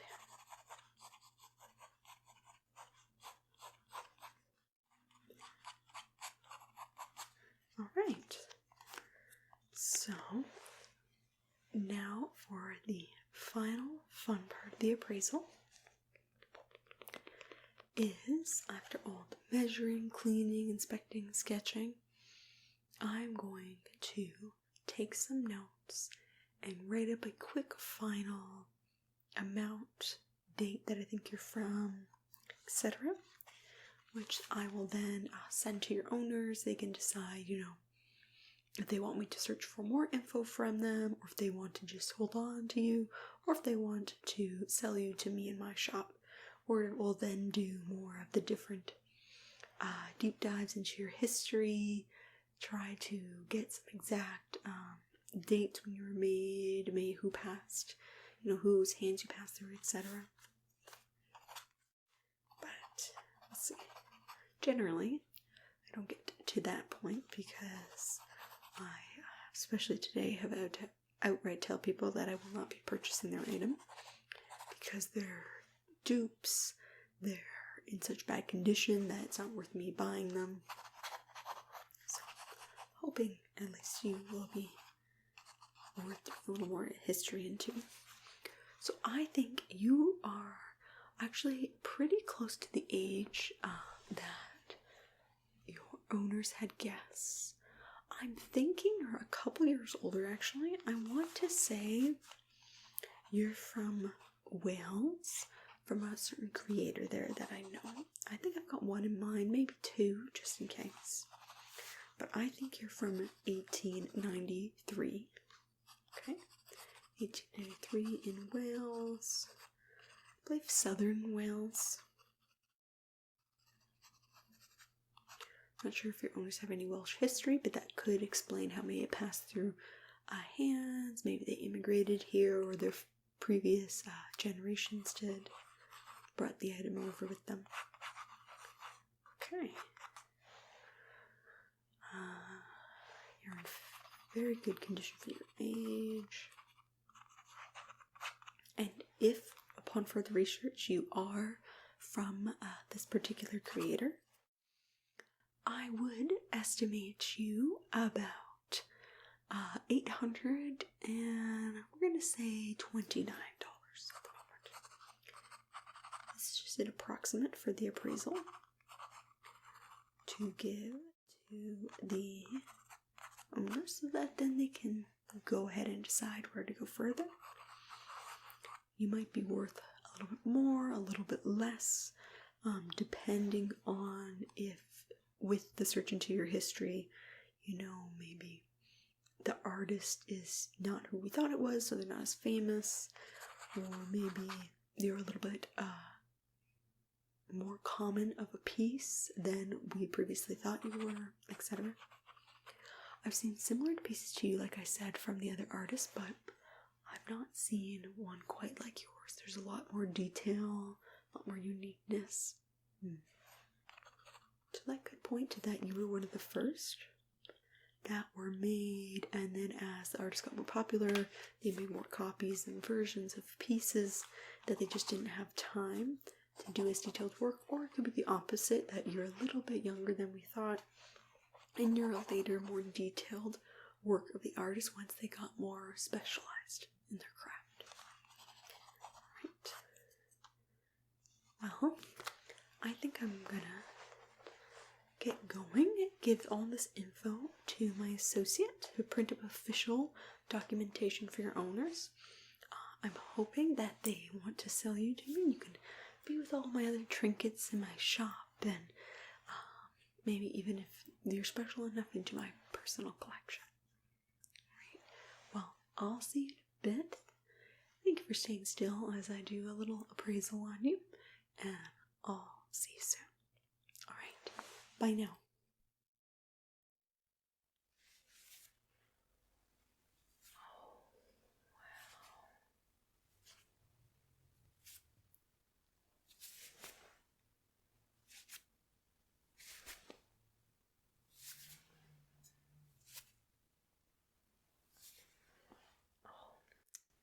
Absolutely stunning, stunning, stunning, stunning, stunning, stunning.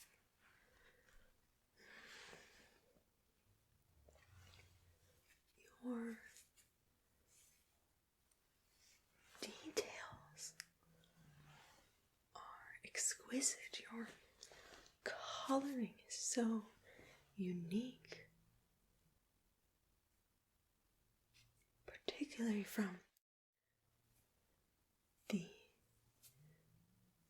Plutonian era, if you're from the Plutonian era. Oh wow, and your framing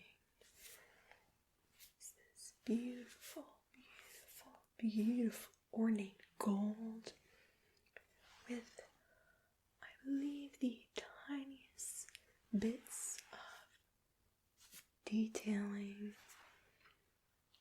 almost like the tiniest little dots.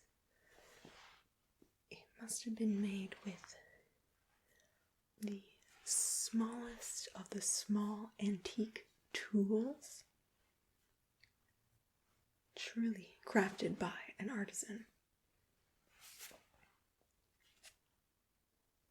Though your frame was definitely created by someone other than the artist who designed your painting itself, but they must have worked in tandem, because the gold and the designing of the frame just perfectly contrasts yet captures the beauty of your actual image.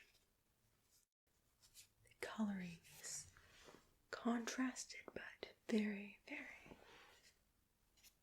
very comparable at the same time. Beautiful, beautiful, beautiful. I am so glad that we have found you. My hope and goal is that you are a rare and legitimate piece, and that you are not a fake.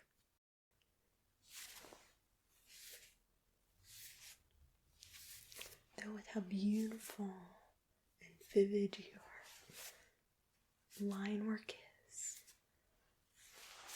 I highly doubt that you are a copycat.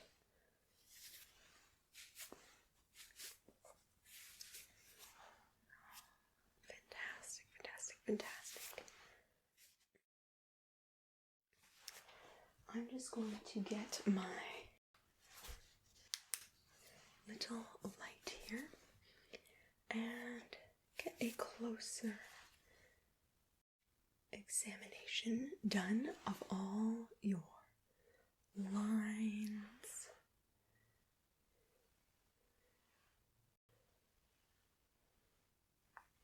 of all your details, patterns, etc. I can see a little bit of visible damage, so after I go through and repair some of these issues, I'm then going to have my assistant come in and record some notes as I go through and make note of you as a painting yourself, seeing about all these details, like here, down here, here, here, etc.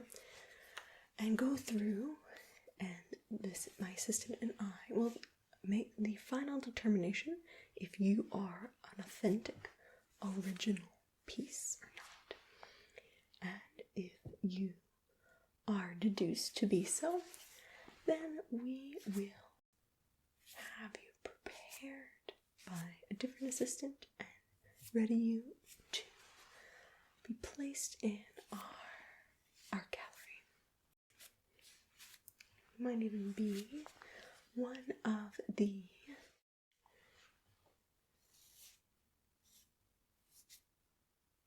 main displays in our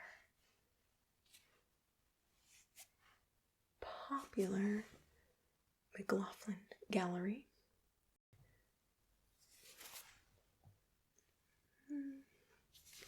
That showcases some of our most beautiful or most famous works, as well as works that the public may not know very much about for various reasons, but should know about, and that should get recognition, whether for the artist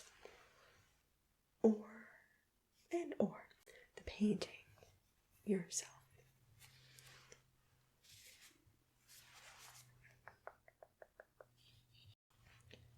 So, just need you to chill right here for a while as I go through and examine very gently all of you.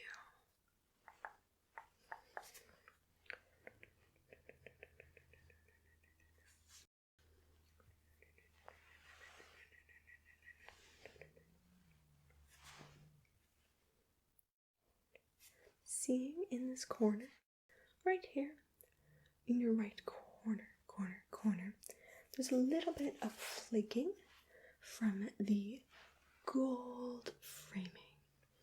Just the tiniest bit on the very right corner.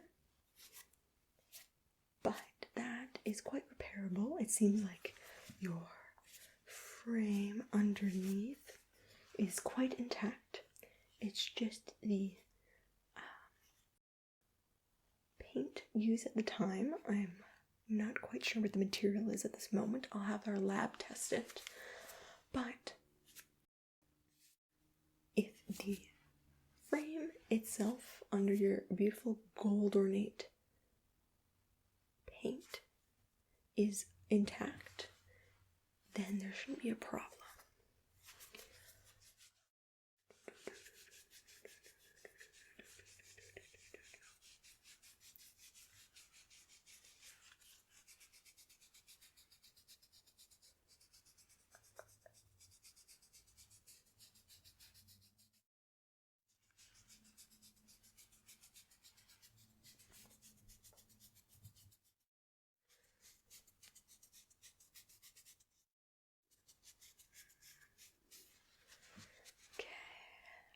There's appears to be the tiniest bit of damage in your left corner as well. Even smaller than the right though, so it should not be a problem.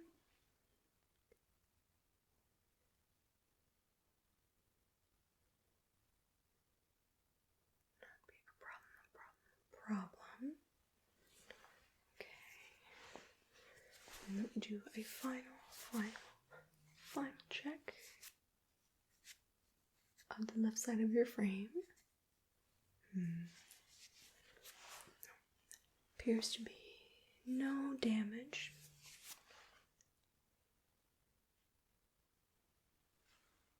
Nothing that I can visually see here, at least. So that is fantastic. Now I shall be going through and taking a look at you directly, going down and up and down and up, down, back and forth to slowly examine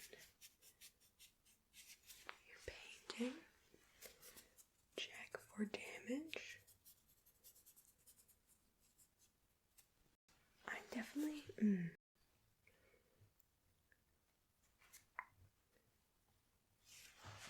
seeing here in this corner where you had that damage on your frame, I am seeing some I don't even know what to describe it as.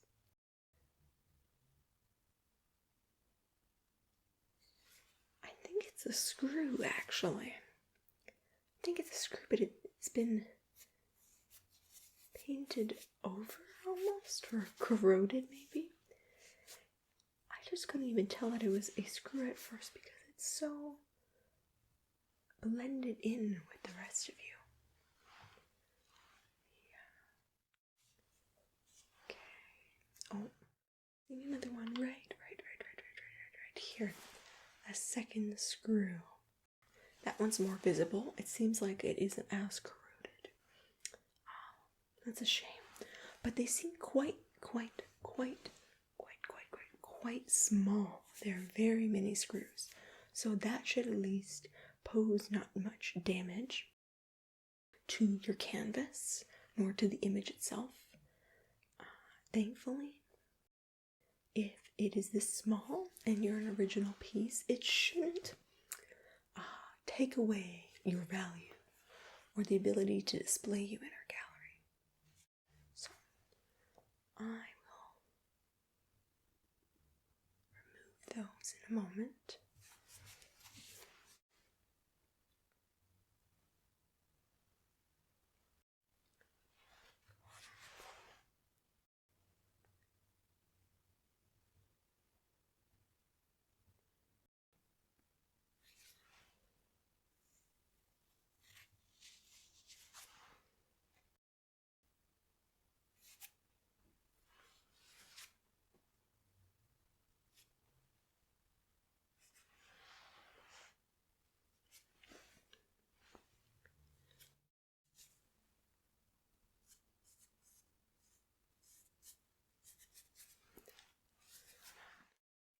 Just appears to be dust right here in your center.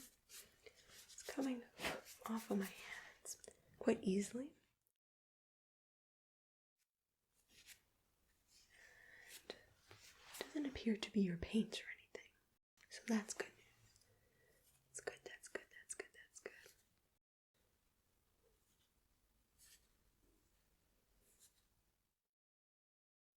Okay. Stunning. Okay. Yeah. So it's just definitely is dust. Yeah. It doesn't smell like any oils, charcoals, other painting materials. Nor does it smell like rust or corrosion. It just seems to be some heavy but undamaging dust here. Okay. I'll have to give that a little wipe off too. Maybe give your whole structure a little brush. Let me see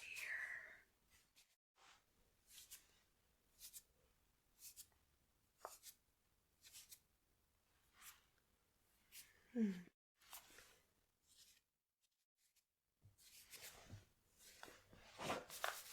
Okay. Yeah. A little dusty, but you don't seem too bad. You must have been sitting up in that mansion attic for a long time, though. Just surprised never has ever tried to track you down. Oh. Okay. So, for being, if you're an authentic piece, over 200 years old, you must have been kept pretty dry and in a good protective climate in that attic because, thankfully you've got just this dust layer, that little bit of damage to the frames, and then the two mini little screws here for me to remove. But other than that, you look fantastic. I'm not seeing any irreparable or even minorly harmful damage. 200 years old, you look pretty good. Okay. We do a final.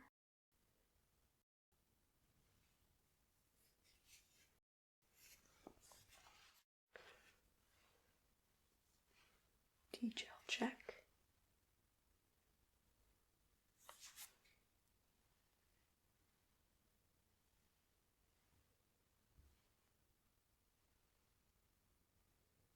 Okay, I think you are all good there. Let me then move on to removing these screws.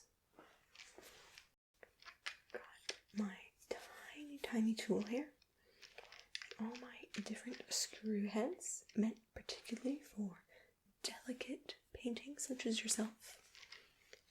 Now,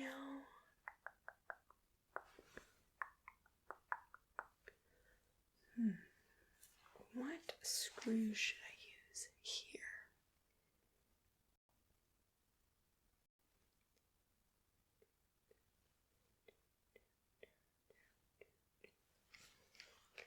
I believe I need the smallest star shaped screw that I can get. Okay, good. Alright, now if you could just hold still, hold still, hold still, hold still, hold still. I'm going to reach in and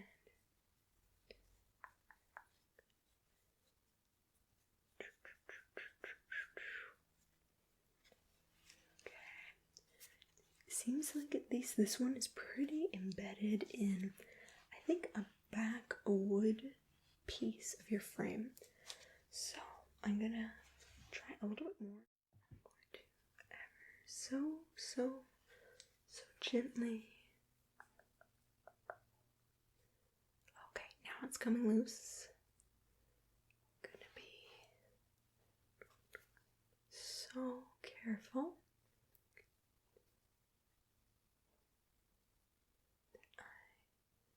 Don't pull any of the canvas up with the screw.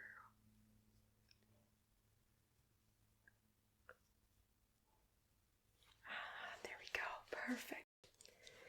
It was a small but long screw. Okay. The damage, not bad at all. The tiniest hole here, but that can be something that we can plug and cover with canvas on the back at a later date. Or, depending on what my manager wants to do, we could even leave it as is for the display. Because a lot of our authentic paintings, like you, do have some imperfections.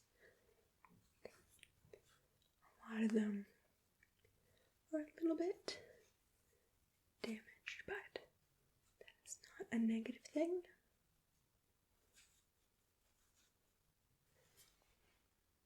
It shows that you've lived a long and wonderful life.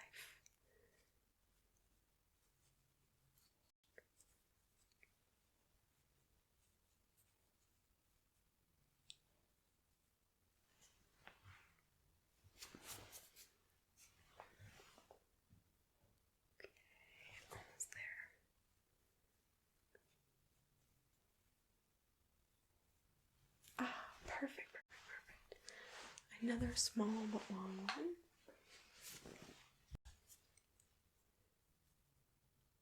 Okay. Again, very minimal, if barely any, visible damage to the canvas or the painting yourself, which is excellent.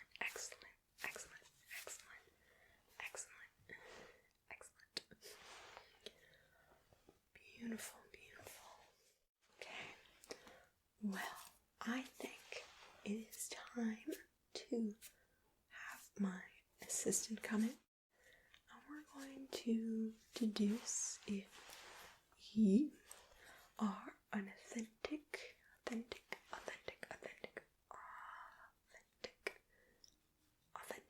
piece or not. I have a feeling you are, but I need to do all this proper note-taking and recording before I submit my report. Okay? Ah, perfect timing. Thank you. Yeah, just take a seat. Not to worry. Yeah, right here is fine. Can you see the painting? Okay, good. Yes. Oh, and I see, yes, that you're already fantastic.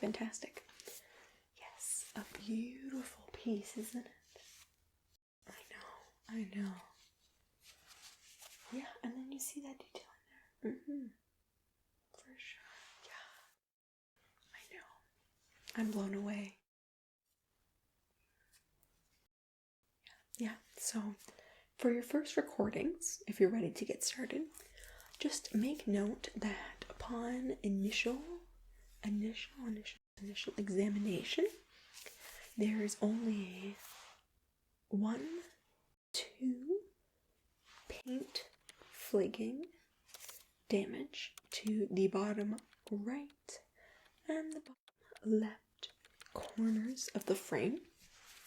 Yes. Otherwise, no frame damage, no issues there.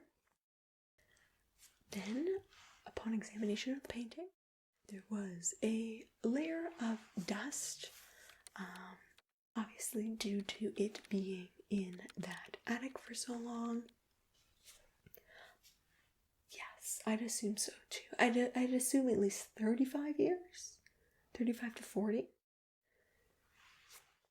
But it definitely, due to the minimal damage and issues and the thick but undamaging layer of dust, it must have been in a very dry environment, very safe for preservation. Yes, exactly. Okay.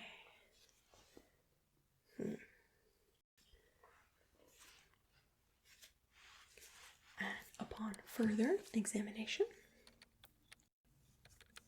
can you keep up okay? Yes, for sure. Let me know, dear, if you need me to slow down my explanation, though I know that you're a very fast typist. Yes. Not to worry. Okay. So upon further examination, I discovered 1 and 2 located in tiny screws, that were very small but long and deep into the wood of the canvas in the frame, yes, but not in the image itself. So it was not too much of a problem. It was located in the lower right quadrant and the upper right third quadrant. Yes, quadrant 4, quadrant 3. Yes, okay. And I was able to safely remove both the screws. And upon removal, I had set them aside and saw again that minimal damage occurred upon removal. And so make a note that our supervisor and upper management can decide whether we want to fill those later or make some decisions to leave it as be. Okay, fantastic. Yeah, I'll give you a moment to finish recording on that. No worries.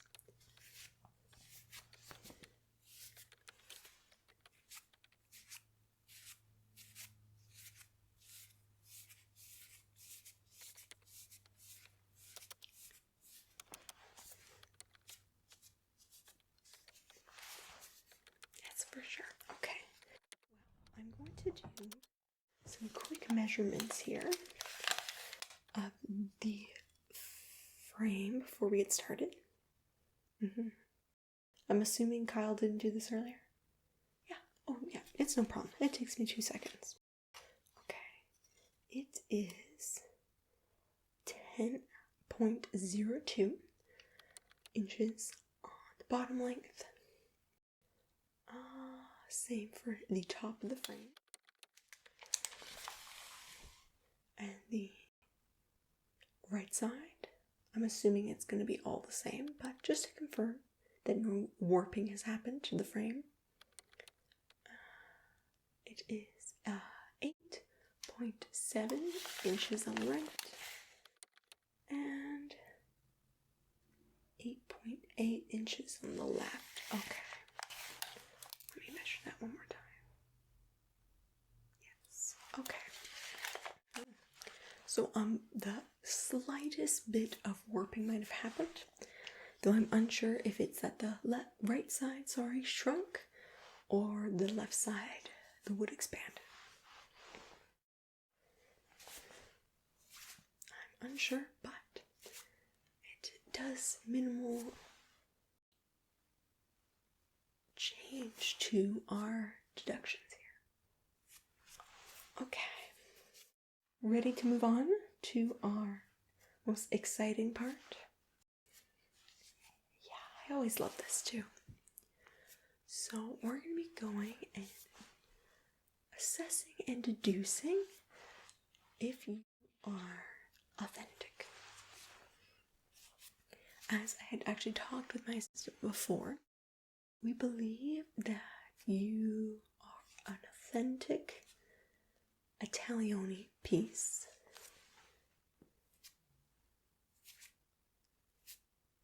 Or possibly you could be a rigatoni. Yes. So either or, it depends upon further examination if you are going to be more of the rigatoni style that is vivid in color but sharp in lines, dimensions, keeps to a very structured examination of daily human life, which Penne also was known to have done very often, particularly in their 30s, I think, 40s. They had an era where they strayed from the, how would you call that? Yes, that's exactly it. They strayed from the more, what's the word? Pastel-y era that they went through and kept with the bright colors, but went for a slightly harsher line they were used to. But both artists love to do a mix of landscape and portraiture to show what daily human life was like, both for the rich upper class as well as the poorer farmers, artisans, merchants, etc. So your piece is a very beautifully vivid description of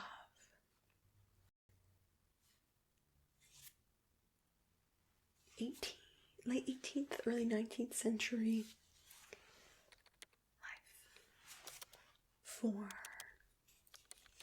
I want to say, the middle class. It looks like there's some beautiful cityscape in your background here.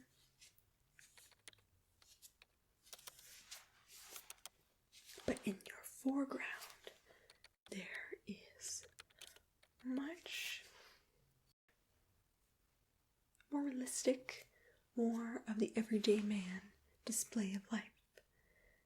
At least for what I believe is the middle class. That are on their evening strolls along the waterfront in a more simple, more dirt road side of the river compared to the difference in the cityscape in the background that's very rich, very vivid, showing a simple but possibly happy life.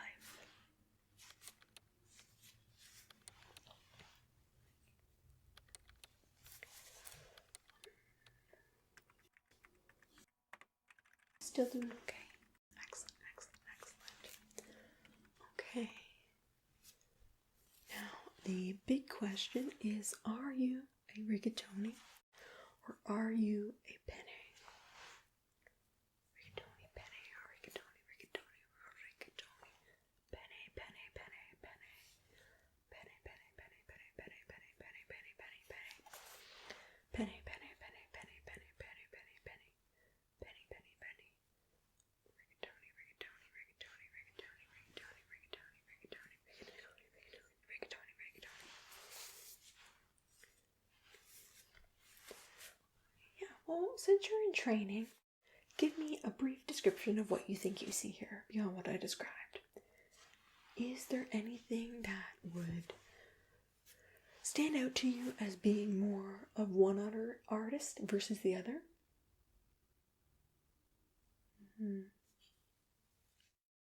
Yes.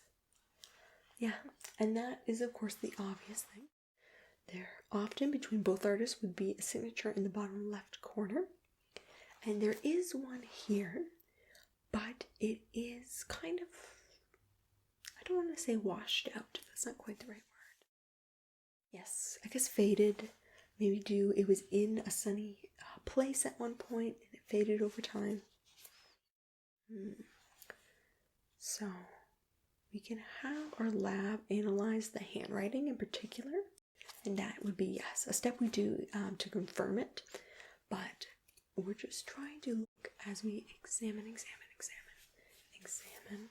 see what you think.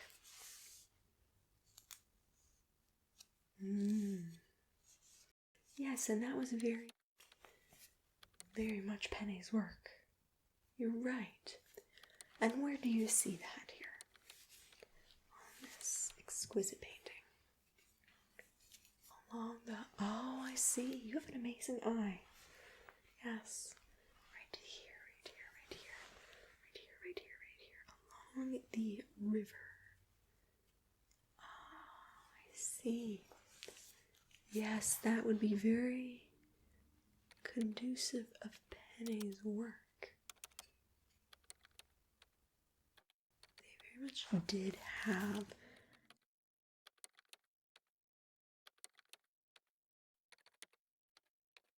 those soft lines around water imagery. Yes, and rigatoni wasn't known to do much water. While in this one, the water seems to be front and center of the image. Like it's the center of the city, whether you're on the upper rich side or the lower middle class side. Interesting. Yes, and that is very conducive of Penne, yes, to show the different sides of everyday life. Rigatoni was more of a pick one and show the one rather than sharing a bit of both, a bit of both, a bit of both, a bit of both, a bit of both, a bit of both. Yes, yes, yes, yes. Okay, so by my standard then, we can deduce that this is probably a Penne, but we want to get as much evidence as we can to confirm if this is the work, authentic work of Penne or a copycat. Now, pop quiz for you. Do you know the three? Sorry. Oh no. Yes, three. Thinking four. Somebody else.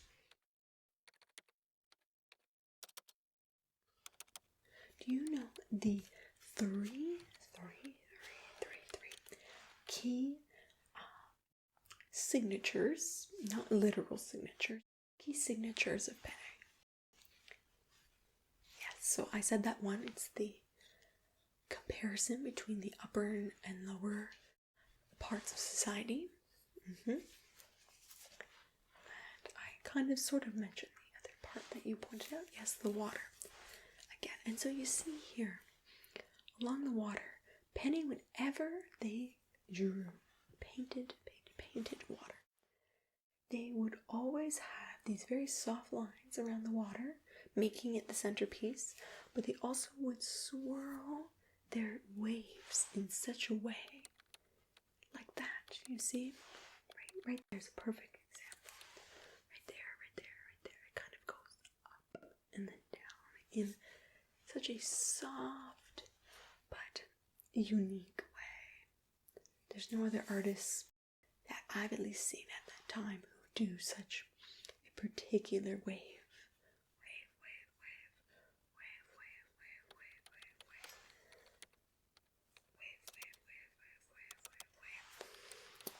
Okay. And finally, do you know the third one? Yes. So,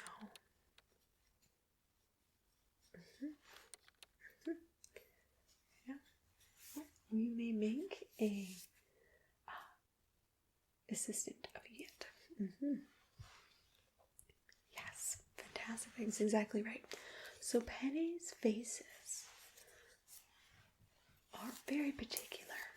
They have bright colors to them, softness, but there's barely any discernible features. They're very almost blank, almost like there's barely any features on them, that they're the scary monsters in movies that are faceless.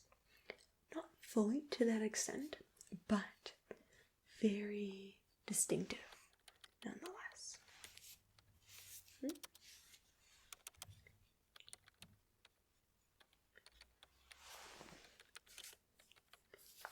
Yes, so I would deduce that too, that this is an authentic Penne piece. It's so exciting. So we'll send this into the lab to have them go through with their digital scanners, try to see if they can finalize that this is a Penne signature, because if it is a Penne signature and it is matching to the authentic other pieces that we have in our collection, then we should be able to fully confirm that this is the work of Penne. Okay, well, thank you so much. Yeah, just go submit your reports and I'm going to finish up here. Great. Yeah, no, thank you. All right, I'll see you in a bit.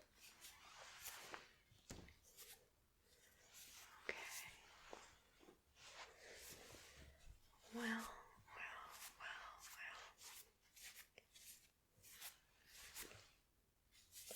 just going to do any last minute examinations of you. Brush that dust off as well.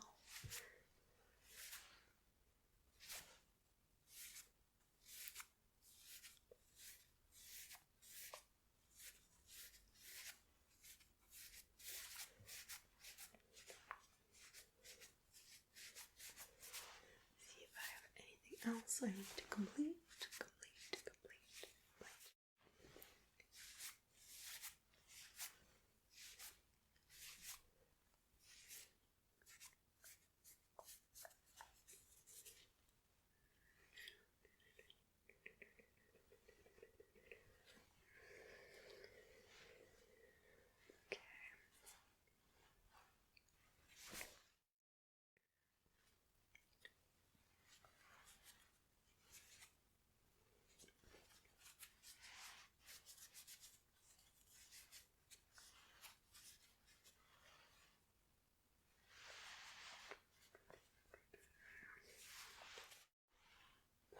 I think you are in fantastic shape. Thank you so much for gracing us with your lovely presence. As you can tell, possibly my assistant and I are very, very excited to have you here in our collection. Yes, it will be fantastic to have you sitting beside all our Van Gogh pieces. I think you might put you beside a Picasso. We have one Picasso. Things like that. All these beautifully famous pieces. Yes. You definitely deserve to be up there with the greats.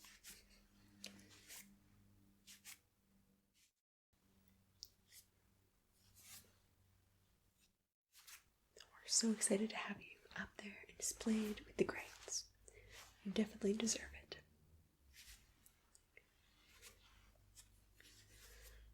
Well, I'm gonna go, dear, and make my reports that I need to fill out on my end.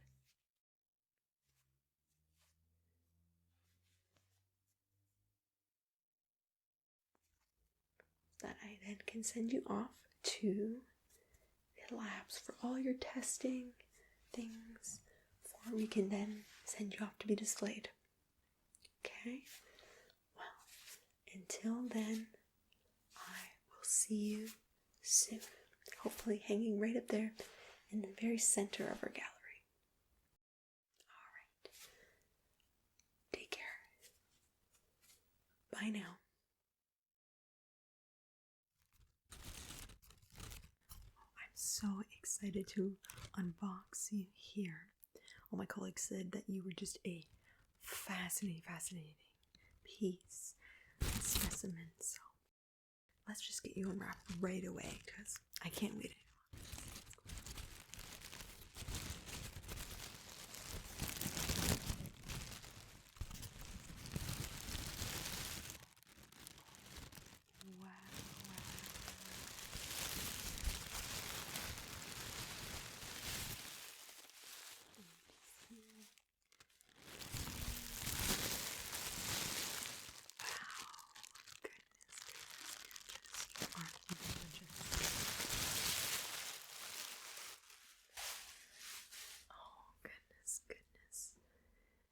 Look at you. Oh, you're fascinating. My colleagues were 100% right, as usual. Oh, wait, I gotta put my gloves on before I get into anything else here. Right. In case you weren't aware, you've been transferred to our little town museum here. You were at one of the bigger ones in the city, but there kind of was a exchange that's happened, let's say, and so you've come to stay with us for a short time. We've got a special exhibit running for the next 6 months, so we are so excited to have you here. Okay. Well, what we're going to be doing today, my dear, is we need to do all your intake information. We won't be sending you out in your location just yet, but I will be taking lots of notes on you. We're going to be cleaning you up a little bit, dusting you, taking some measurements, inspecting for any damage, especially from traveling, and anything else. I'm going to take a couple specimens here or there. We have to constantly dust you and test that dust to make sure that you've not taken on any dangerous particles, things that could damage your lovely pigments and colors here. Okay. Good. All right. I am going to start with a little measuring here. Why don't we do that? It's kind of the easiest thing.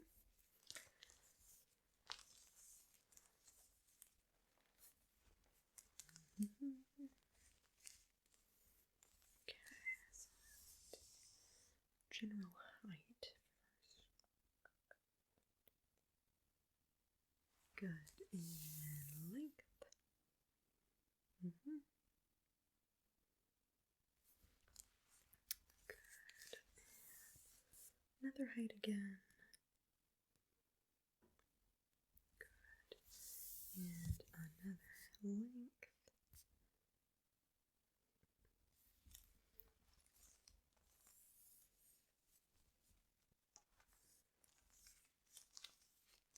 Good.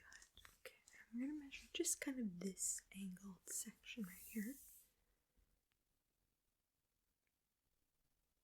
Good. And this corner.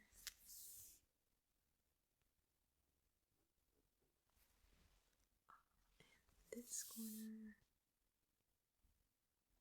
Good. And how about this corner here as well, actually?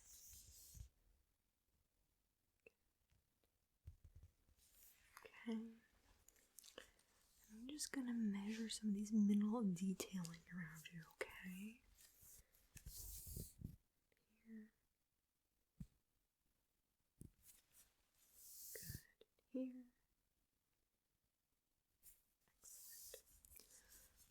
There. Good. There you go.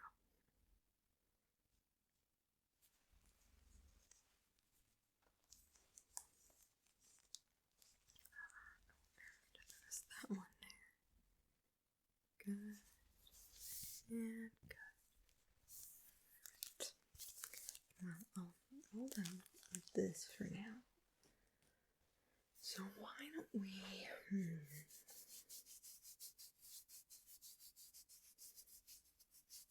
I think I'm going to inspect you for damage first before we go on to the cleaning, okay? Now, if you don't mind, I do have a headlamp, so apologies if it's a little bright. There we go. I'll keep it on the lowest setting. There we go. Alright, let's see here. Good.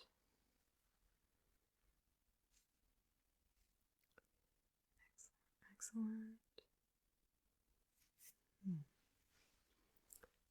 Get a little close here. Okay. Put these guys here.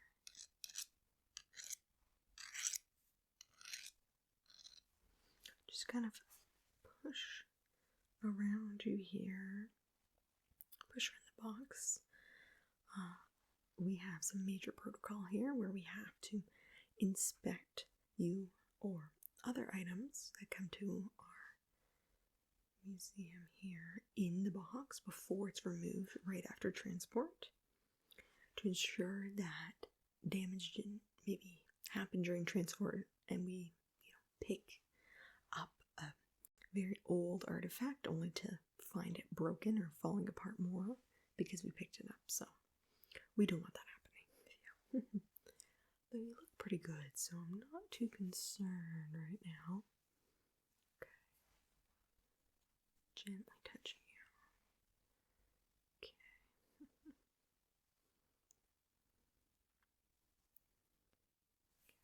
This side.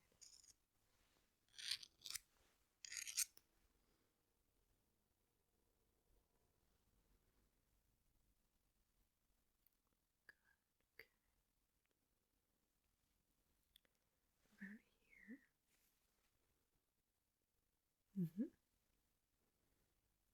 Okay.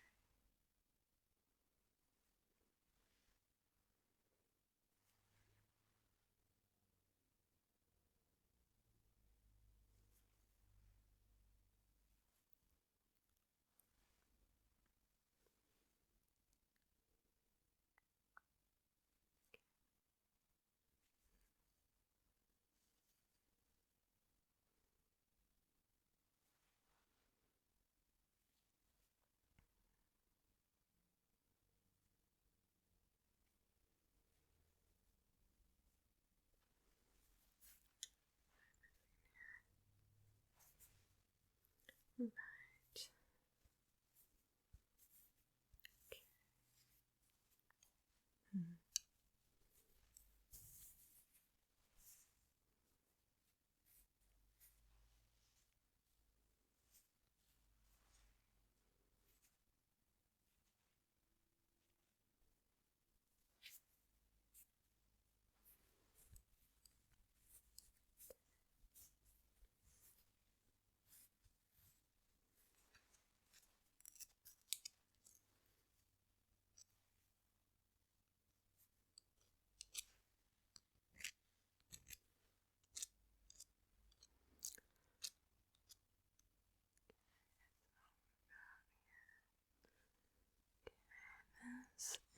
this. Wait, what is that there? Hold on. Just on this bottom right corner. Okay. Oh, I see. Okay. Okay.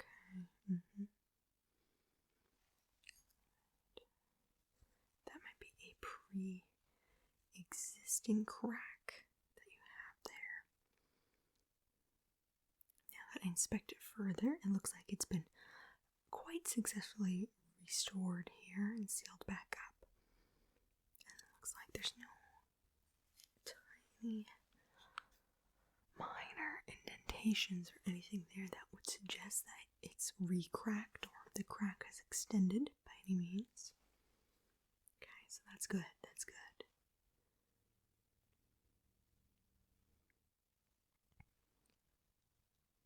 Yes, so this seems to be the only area.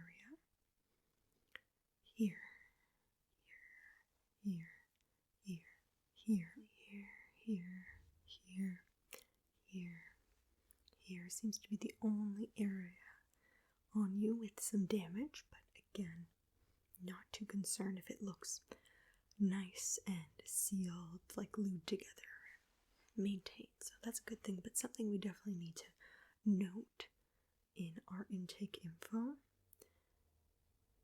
keep an eye on as we have you in our facility the next couple weeks.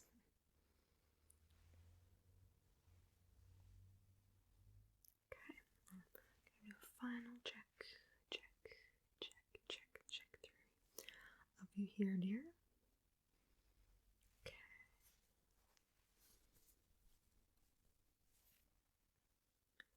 I don't think I'm too worried here. It's pretty good. Okay.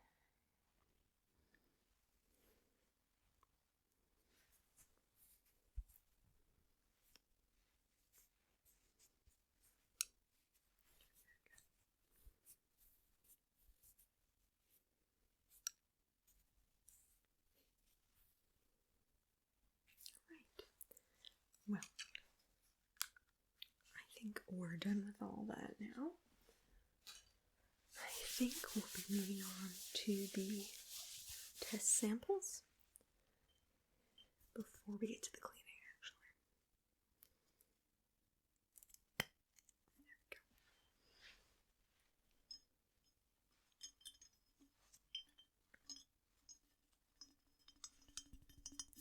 So I've got the quick little sample sticks I'm going to be using here.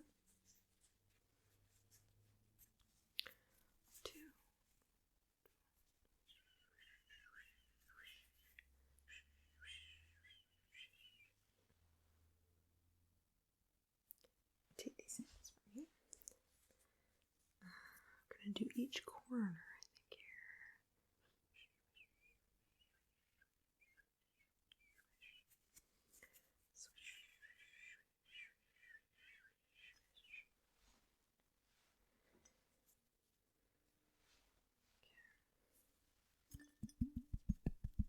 In there. Top left corners.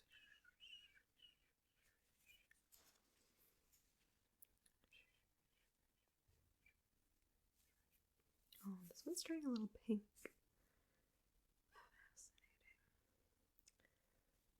It might be a little bit of seeping of your color in the top there.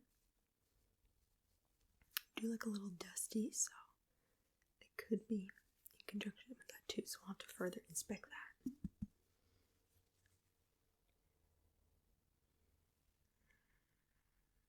Oh yes, this top corner here.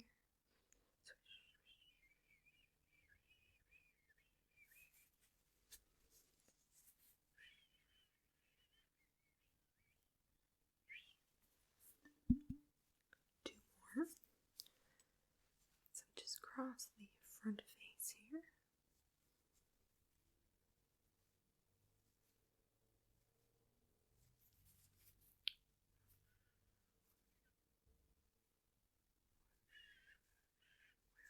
Good. last one I'm going to get on the top, okay? Kind of right here. Good, good.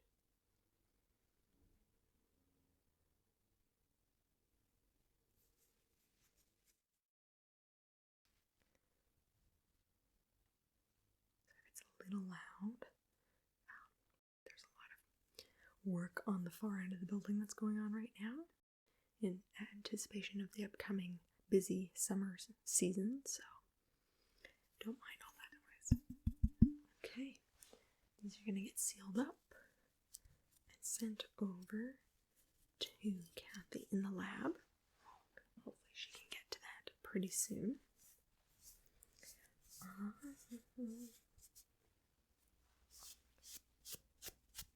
Okay, I have this new brush that I'm just going to be using to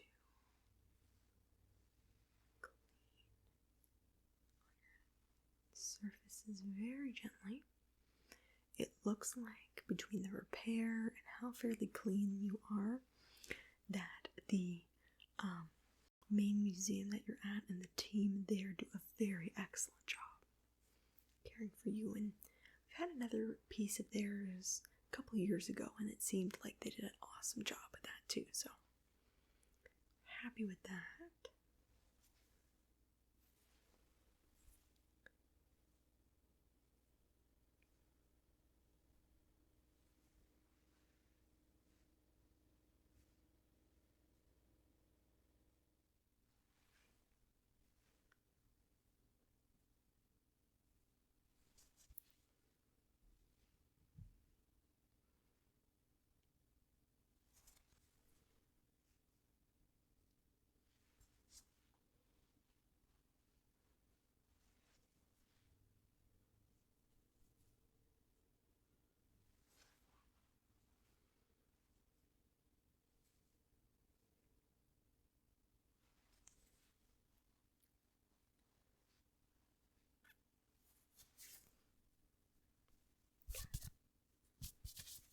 Just a little bit more dusting here.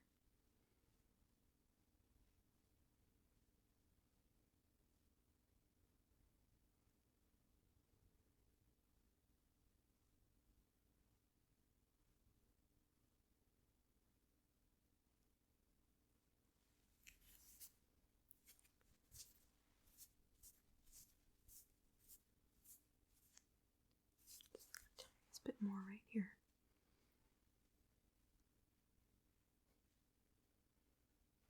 Okay. Check here. No dust coming off. Great. You look spick and span.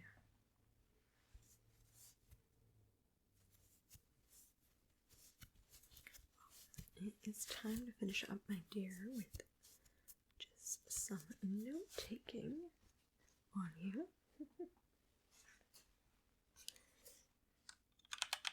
We're going to wrap you up and keep you safe until we can get everything organized with your new home for the next couple months. It's going to be front and center in our little museum here, so it's quite exciting.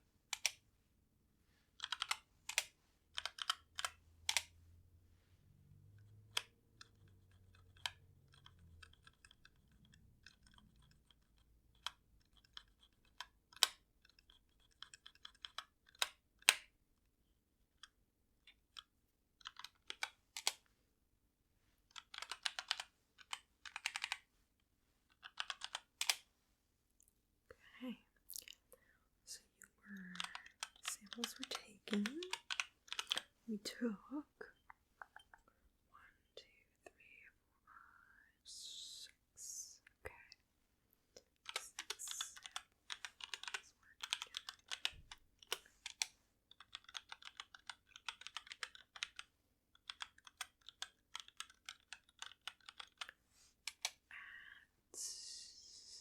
Okay. 4:30 p.m.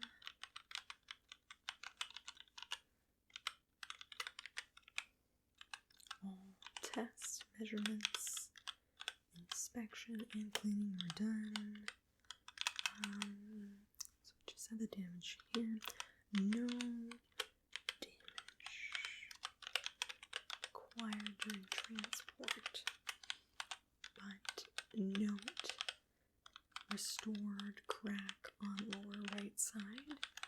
Observed appears to be much older damage. That has been fixed. Monitor to basically ensure that damage does not reoccur or crack does not grow and get worse.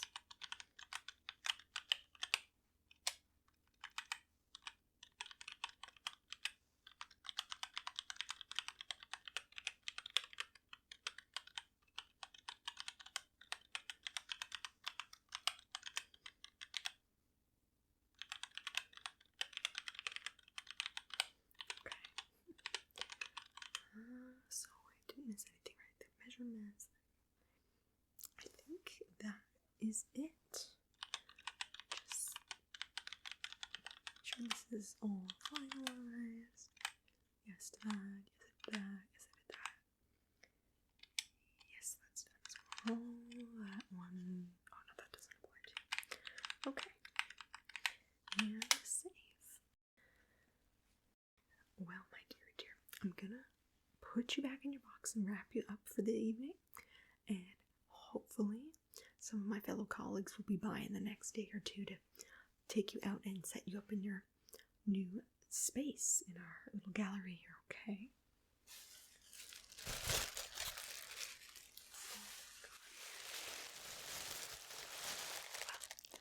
Well, you as well, and I'll see you in the next little bit.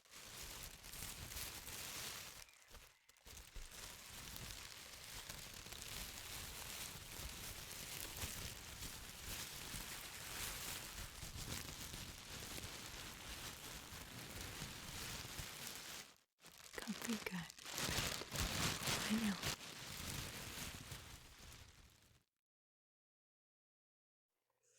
Let me see here. I've got the Rembrandt in.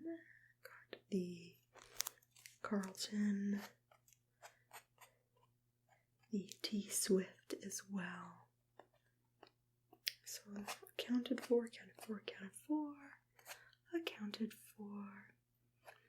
And oh, what about you? You are interesting, to say the least.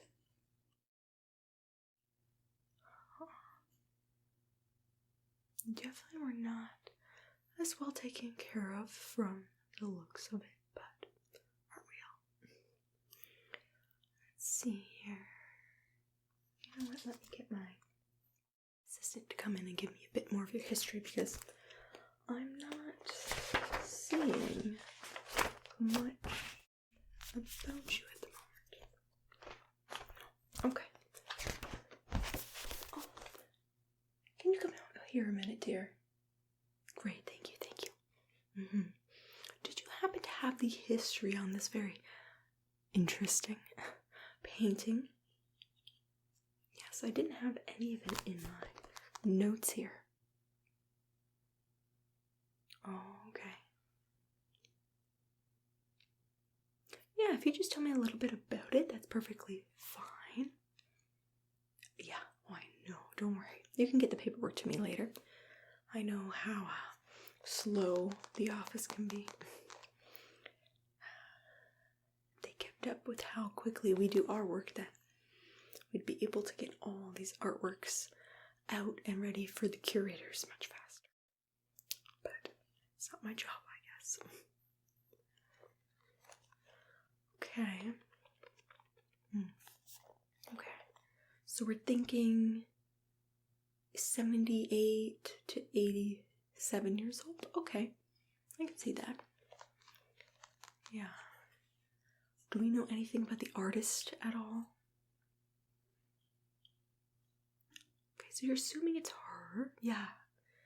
I can see here in like the lines and the particular markings up in the upper corners of the art here that remind me of her work for sure.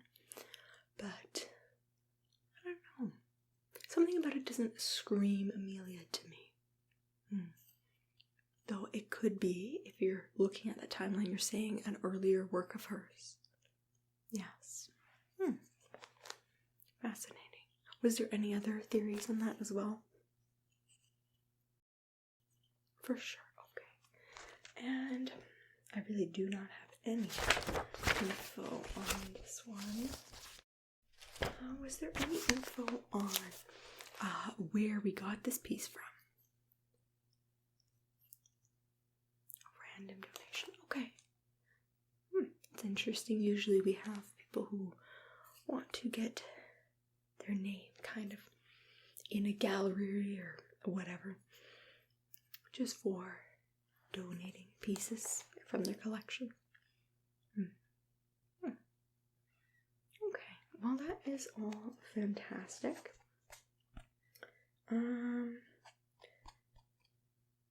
So I guess I'll go through then, especially since you guys don't have very much history from this one, and we don't know who the donator was.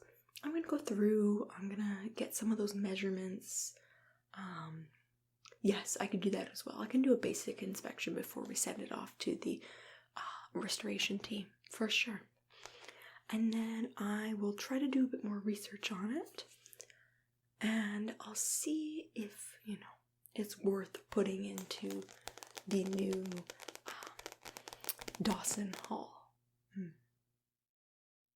We could put it in the other one, but if we're trying to do new and more recent works from artists, especially if it's from someone in the area, then I want to see if we can get it out there. But it's very interesting, so I don't know if it will go with all the other types of paintings we're showing,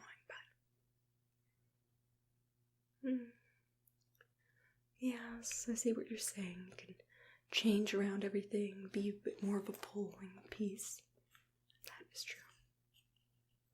Maybe we can get the social media team to, even if it's not Amelia or other famous work, we can get the media team to push out how intriguing this painting is.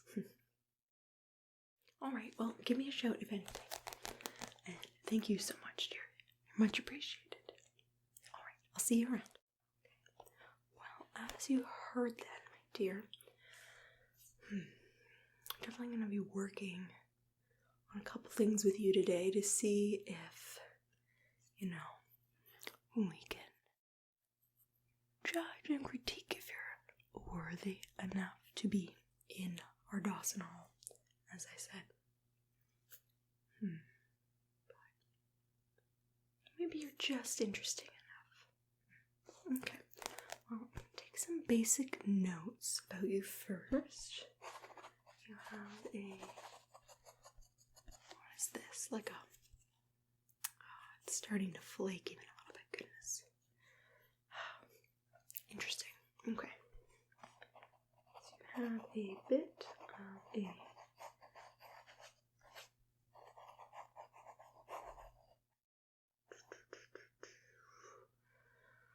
say a wooden frame. You've got this gold to kind of a rose gold paint around it, though I feel like it was definitely not a professional, quite obviously, so it might not have been done by the painter, because the painting, you yourself, I should say, are quite interesting, to say the least. Not my favorite, if I'm being honest, works.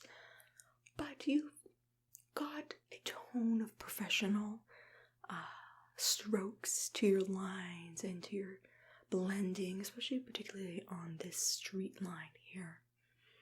But the frame is just tacky and flaky almost. Huh. Okay, I'll say the frame does not seem to be a professional job. Not the painter? Question mark, question mark, question mark.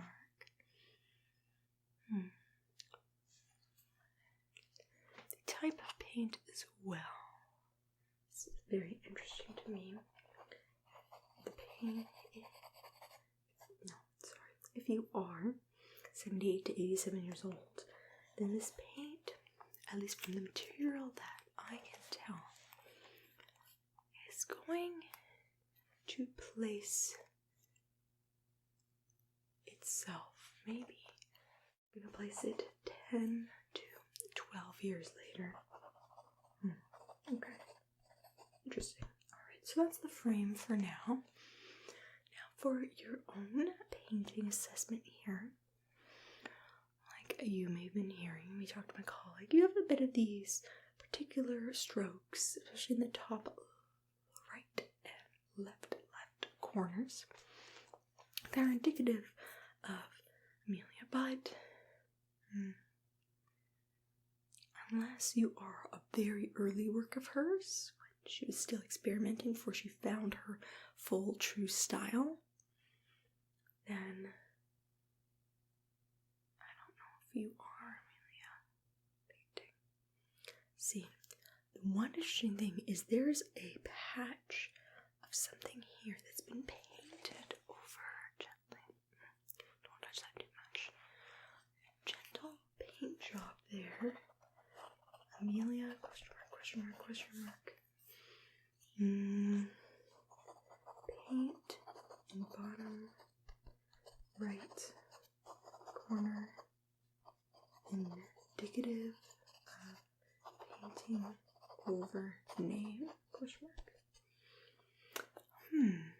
If you are an Amelia piece, and an early one at that, maybe, possibly, she could have painted over your bottom right corner if she had put her original non-artist name, I should say, there. A lot of artists repaint over paintings or paint over their name if they don't want to have their old name associated with it, or maybe she just felt, sorry to say, embarrassed by your final result, we'll say, and didn't feel like it suited her, so she didn't want to destroy it, but she wanted to keep you around, but maybe cover the name so, you know, she wasn't associated with that painting.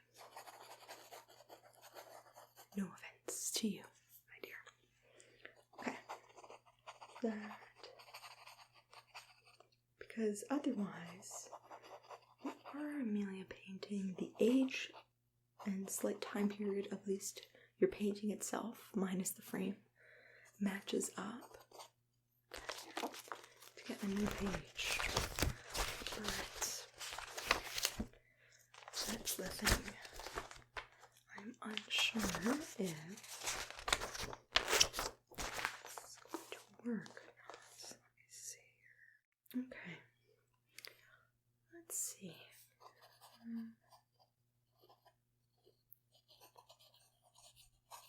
So, time period would be around the time maybe her early works. The top right strokes. In terms of your theming and your topic, you're very vaguely related to the abstracts, landscapes, cityscapes that Amelia would do. Though you're much more, I think you're more realistic, but you've been caused to be unintentionally abstract just because the artist maybe was either A, unskilled, or B, a beginner. because you've got a lot of attempts at realism here, but I can see in these like street lines, they're not even. Some of the buildings in the background here and some of the slight little trees are off, unlevel. Like it looks at a glance like you're an abstract cityscape, but then in reality I feel like this is just more due to a beginner. But I'll make a note of that. Maybe we can have the media team, if you are Amelia, talk about that abstractness. Okay, I like it. Do I like you? Possibly. But you seem like an interesting piece that we might be able to make work in the museum.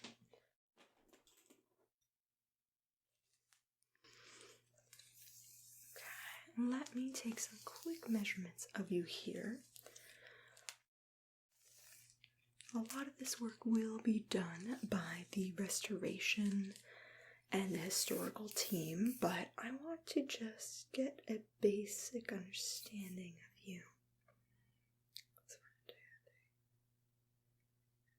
12, good. Height. I'm just measuring from your frame to your frame here first.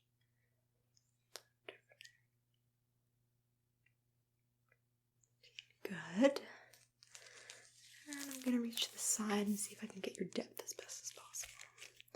You're a pretty wide painting, surprisingly. Maybe like a handmade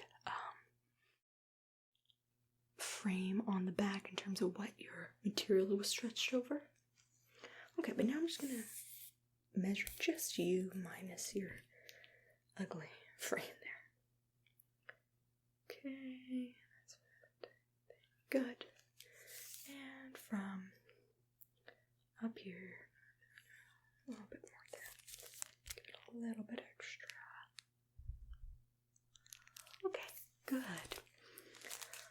And one more for the width of your canvas. That's the word I'm looking for.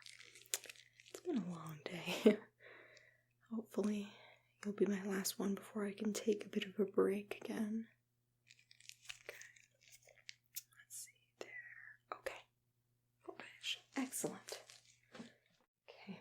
I've got some books here on some of Amelia's works, because I'm getting this growing inkling, I'll say, that you might be, if not one of her early works, maybe related to her somehow.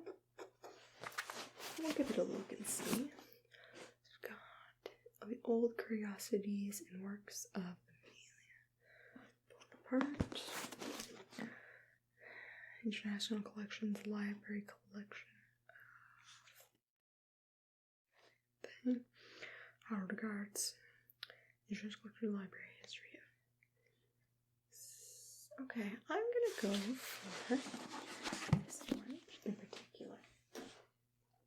So I've got a little more history on the older works of Amelia here.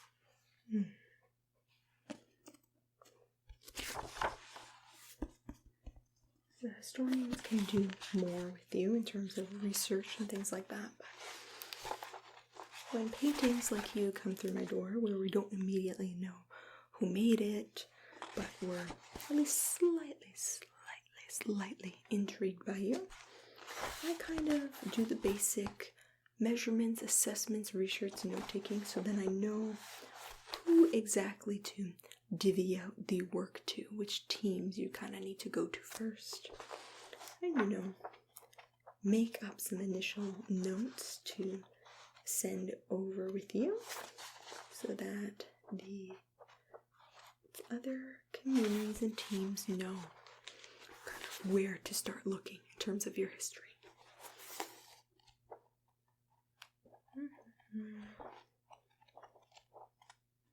Because if we do put you in our museum or in our gallery section of the museum, I should say, in particular. You might take weeks, 3 to 6 months in just research stages, depending on how long it's going to take to assess you. You thankfully don't seem, until I do that final inspection, in much disrepair. It's really just your frame that's the issue. So that's good, because some works we have, we know immediately who they're by, but they take months and months to restore in a very slow, very detailed, careful process. Oh! Okay, I think I'm almost there. I got early works, let's take care of the thing. Okay. So they've noticed with the 3 different paintings from the time of the thing, there was that dismarking. Okay, we're getting somewhere. That what Amelia was known to do in her early first 3 to 5 years only as a young painter. Interesting. So, she would do that in terms of carrying on her old name. She had possibly gone back as she got more involved and better at her work, industry, okay. And she raised it to make it so that, oh, yeah, it's a little sad. Does it say anything about the particular strokes that were her early work? Okay, her early work's at the lines of the thing there and then taking on. Okay. Well, I am going to make a quick note of this for the team. Okay, so that I will send this book with them. Highlight some of this and I'm going to annotate a bit. Please note similar markings on top right and top left sides of the art. Okay. Well, it estimated to be an early work. Okay. Well, we might be getting somewhere dear with this. But I think that's all I can do in terms of research at this moment. I think now, ultimately, I'm going to do a quick inspection of the quality of your paint, of the canvas, see how much work and restoration is going to need to be done on you, because ultimately I am the one who decides if you're worth restoring and putting up in the gallery or not. So you hold on there. Put these gloves on here just so if I'm directly touching you, it's going to be not getting all my oils and things from my hands or other paintings on you. Okay, good. And I've got this little pointer here that's not very pointy. And I'll just be gently touching your ears. This is going to help me tell, too, if there's any flakes coming off. So I'm going to do your painting part first because... Okay. Just going to do a gentle taps, taps. Good. Nothing coming off there. Good. Nothing coming off there. Good, good, good. Look at that.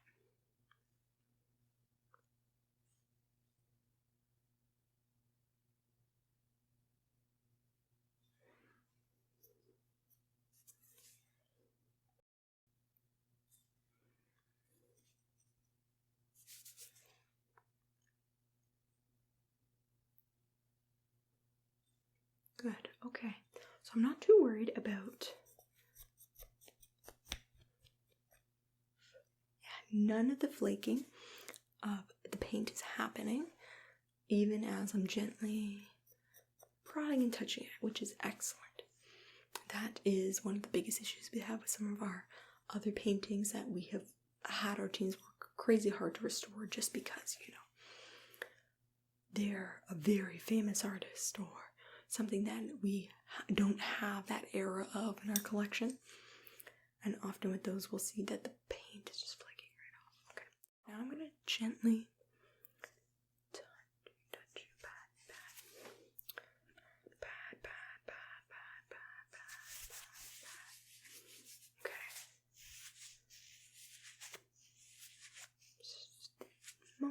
gentle back, forwards and back, forwards and back.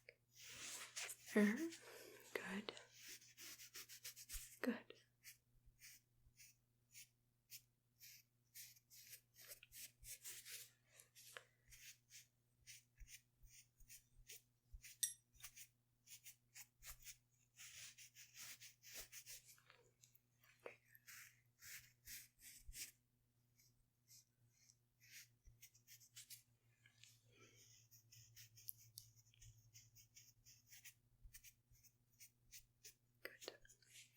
Okay, again, nothing on my fingers here. I'm seeing no water damage, which is great. That is kind of our biggest issue. That or mold. So actually, I'm not saying anything on the front, but I am going to get behind you for a second and check, okay? I'm just going to lift you here, okay? Let me see. Alright. Yeah. No, there's no damage on the back here. That is excellent, excellent, excellent. No problems here. And what about on the other side here? Okay. Good. Okay, so no water damage, no mold. That is excellent. That is a big worry. So let me see here. Okay.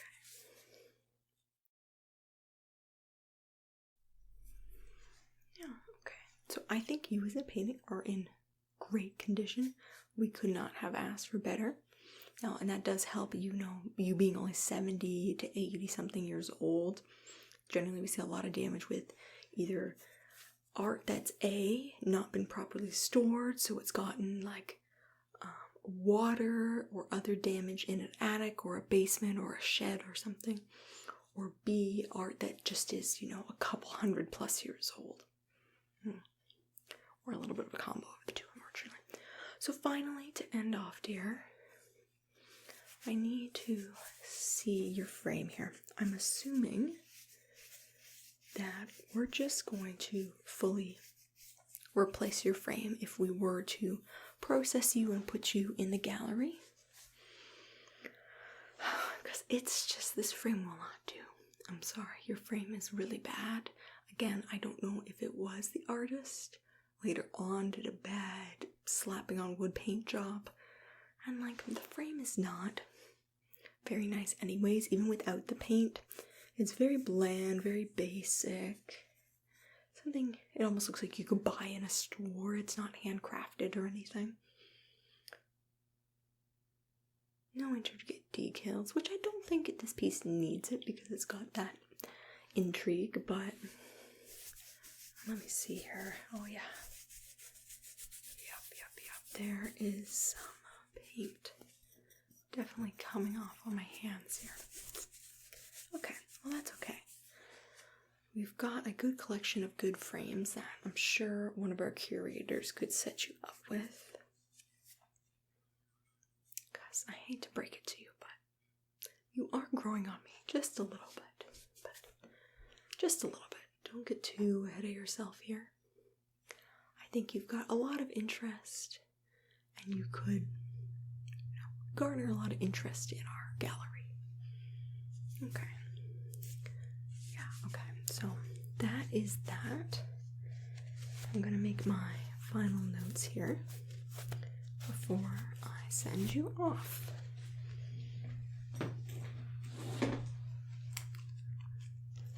So we're going to note that number 1, replace frame, exclamation point, exclamation point, exclamation point, paint chipping and not good quality. Does not seem to be done by the original painter. Assessment appears to be a Amelia painting, possible early works, childhood, question mark, question mark. Please see further notes and details. Painting itself is in great condition. May just need some re-oiling. Well, my dear, in my professional opinion, I believe that you are past this part of the critique and assessment. I'm going to send you off to our historical, curator, and restoration teams, respectively, to get them to get some final notes and research on maybe who donated you, confirmation that you're Amelia. Our restoration team can even try to remove this like little extra bit of paint that seems to be painted over a name. So all that. But lucky you, you should be welcomed into our gallery. Well, good meeting you, and I will probably see you around in a bit, or when you're up in our gallery. Alright, see you later. Bye now.